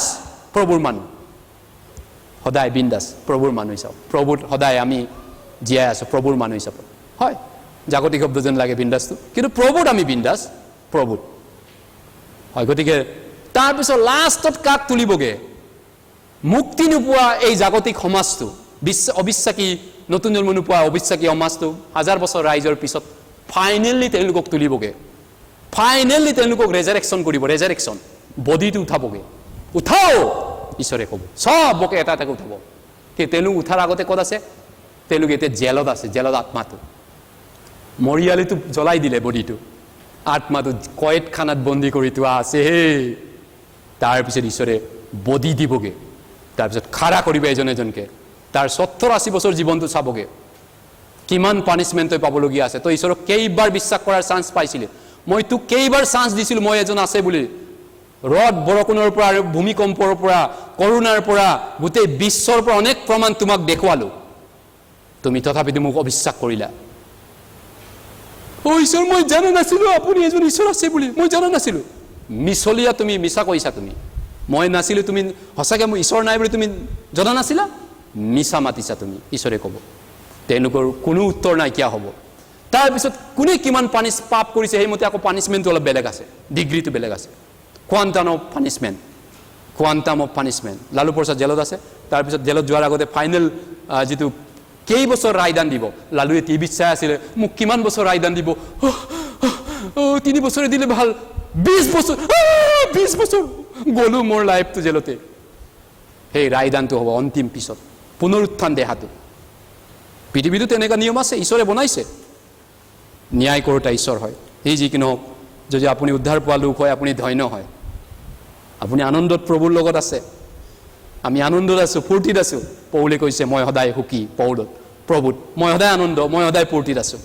প্ৰভুৰ কামত ব্যস্ত আছোঁ সময় নাই বিজি আছোঁ প্ৰভুৰ কামত কিন্তু যদি আপোনাৰ যদি এটি চিয়ৰ নাই আপুনি গ্ৰান্তি নাই এই ভৱিষ্যতটো মোৰ হ'বনে নহ'ব তেনেকুৱা এটা ৰাইজলৈ মই যিছু আহিলে মই যাম নে নাযাম চিয়ৰ যদি নাই আপুনি কি বিচাৰি আছে পৃথিৱীত তেনেহ'লে আপোনাক কি লাগে আপোনাক যদি প্ৰভুৱে সোধে তোমাক কি লাগে what you are looking for হয় প্ৰিয়সকল যিছুৱে যদি আপোনাক ৰাতি সোধে আজি ৰাতি আপুনি শুই আছে সপোনত আপুনি মৰু জীও সপোন এটা বেয়া সপোন দেখিছে যদি ঈশ্বৰে যদি সোধে তোমাক কি লাগে পৃথিৱীত জীৱন নে মৰণ আপুনি কি উত্তৰ দিব হয়তো নিশ্চয় আপুনি জীৱনটোৱে বাচাটো দৰকাৰ এই দুদিনীয়া জীৱন নহয় অনন্ত জীৱনটো বিচাৰাটো দৰকাৰ এতিয়াও সময় আছে কোনোবা যদি চিয়ৰ হ'ব বিচাৰে ঈশ্বৰে ইচ্ছা কৰে ঈশ্বৰৰ বাক্য আছে সেই ধনী মানুহজনে কি কৈছিলে লাজাৰক পঠাই দিয়ক মোৰ ডিঙিটো জ্বলিছে হয়তো তেওঁ মদ পানী বিড়ি চিগাৰেট বেয়া কথা বহুত কৈছিলে এয়া ডিঙি বহুত জ্বলিছে তেওঁ লাজাৰক পঠাই দিয়ক লাজাৰে ঈশ্বৰে কৈছে পঠাব নোৱাৰোঁ লাজাৰক ইয়াৰ পৰা তালৈ পাৰ হ'ব নোৱাৰে ইমান ডাঙৰ খালী ঠাই আছে স্বৰ্গৰ পৰা মানুহ নৰকলৈ যাব নোৱাৰে নৰকৰ পৰা স্বৰ্গলৈ যাব নোৱাৰে ঈশ্বৰে ক'লে তেনেহ'লে হে পিতৃ আব্ৰাহাম মোৰ 5জন ভাই ককাই থাকি গ'ল পৃথিৱীত সেই 5জন ভাই ককাই মোৰ এই জেলত আহিব নিদিব ইমান কষ্ট জুই ইমান কষ্ট ইয়াতে আহিব নিদিব আপুনি এটা কাম কৰক লাজাৰক পঠাই পিনি তেওঁলোকক কৈ দিয়ক ঈশ্বৰৰ বাক্য যাতে তেওঁলোকে লাজাৰক দেখি পিনি বিশ্বাস কৰি ঘূৰি আহে তেতিয়া ঈশ্বৰে কৈছে নহ'ব লাজাৰে গ'লেও নহ'ব পৃথিৱীত মুচি আৰু ঈশ্বৰৰ ভাৱবাদী বাক্য আছে তেওঁলোকৰ বাক্য শুনক মুচি আৰু ভাৱবাদীবিলাকৰ বাক্য আছে তেওঁলোকৰ কথা শুনক নাই প্ৰভু যদি মৃত্যুবিলাকৰ পৰা মাজৰ পৰা এজন উঠি পিনি ক'লে বেছি তেওঁলোকে নিশ্চিত কৰিব মানিব প্ৰত্যয় হ'ব নাই যদি মুচি আৰু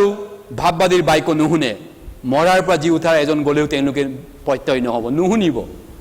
নুশুনিব তেওঁলোকে ঈশ্বৰৰ বাক্য যদি নুশুনে, ঈশ্বৰৰ বাক্য যদি বিশ্বাস নাই, পৃথিৱীখন লৰিলেও কোনেও আপোনাক লৰাব নোৱাৰে। এই ঈশ্বৰৰ বাক্যক যদি কোনোবাই শুনক, ঈশ্বৰৰ বাক্য আছে, কাউন্সিলিং ছেমিনাৰ, ঈশ্বৰৰ বাক্য শুনক, পঢ়ক। ঈশ্বৰে আপোনাক সহায় কৰক। প্ৰাৰ্থনা কৰিছোঁ। মৰমীয়াল পবিত্ৰ পিতৃ, হয় আমি বেয়া মানুহ, তোমাৰ আগত দুষ্ট, বৰ আমি কোনো এজনো ভাল মানুহ নাই পৃথিৱীত। আমি সঁচাই বেয়া হয় তোমাৰ আগত। প্ৰভু, তুমি আমাক উদ্ধাৰ কৰিবলৈ আহিছিলা 2000 বছৰ আগত, আৰু আমাৰ কাৰণে মৃত্যুবৰণ কৰিলা, আমাৰ কাৰণে জীৱন দিলা, আৰু আমাক তেজেৰে ধুই, তোমাৰ পবিত্ৰ তেজেৰে ধুই আমাক অনন্তকাল চাফা কৰিছা। এতিয়া আমি পাপী নহয়, তোমাৰ আগত আমি ধাৰ্মিক পবিত্ৰ হয়। তুমি আমাক অনন্তকাল আমাক উদ্ধাৰ কৰিলা, আমাৰ আত্মাক। ইতিমধ্যে আমাৰ আত্মা মুক্তি হ'ল। আমাৰ দেহাৰ মুক্তিলৈও তুমি গ্ৰান্তি দিছা আমাক। দেহা এদিন অমৰ দেহালৈ যাব। এই দুৰ্বলী দেহা অমৰ দেহালৈ ৰূপান্তৰ কৰিব। তোমাৰ সেই প্ৰমিছ প্ৰতিজ্ঞা আমি 100% বিশ্বাস কৰোঁ, মানি লৈছোঁ। তুমি আশীৰ্বাদ কৰক তোমাৰ লোকসকল, যেন সেই দিন নহালৈকে বিশ্বাসী হৈ মৰিব, বিশ্বাসী হৈ বাট চাব। বিশ্বাসত বলৱান কৰক, পৰিপক্ক কৰক সকলোকে। যিমানকেইজন আমি আছোঁ সকলোকে প্ৰভু দয়া কৰক। প্ৰভুৰ সেই আগমনত এটাও যেন বঞ্চিত নহয়, লেফ্ট বিহাইণ্ড যেন নহয়। ৰেপচাৰ দিনাখন প্ৰভু যীশুৰ আগমনত এটাও যেন বাদ নপৰে আমাৰ মাজত। সকলোৱে যেন প্ৰভুৰ লগত যাব পাৰিব। প্ৰভু মৰিয়ালিত যেন শুই নাথাকে, কয়দখানাত যেন আত্মাটো কান্দি নাথাকে, কিন্তু প্ৰভু অহা দিনাখন যেন প্ৰভুৰ লগতেই যাব। তুমি সকলোকে এই চিয়ৰিটি পাব পৰাকৈ সহায় কৰক। তেওঁলোকৰ আত্মাক কনফাৰ্ম কৰিবলৈ, ঈশ্বৰৰ বাক্য শুনিবলৈ মন দিয়ক, তেওঁলোকক ইচ্ছা দিয়ক তোমাৰ পৰা। এই প্ৰাৰ্থনা প্ৰভু যীশুৰ নামত কৰিছোঁ, আমেন। ঠিক আছে, আমি এটা গীত গাইছোঁ।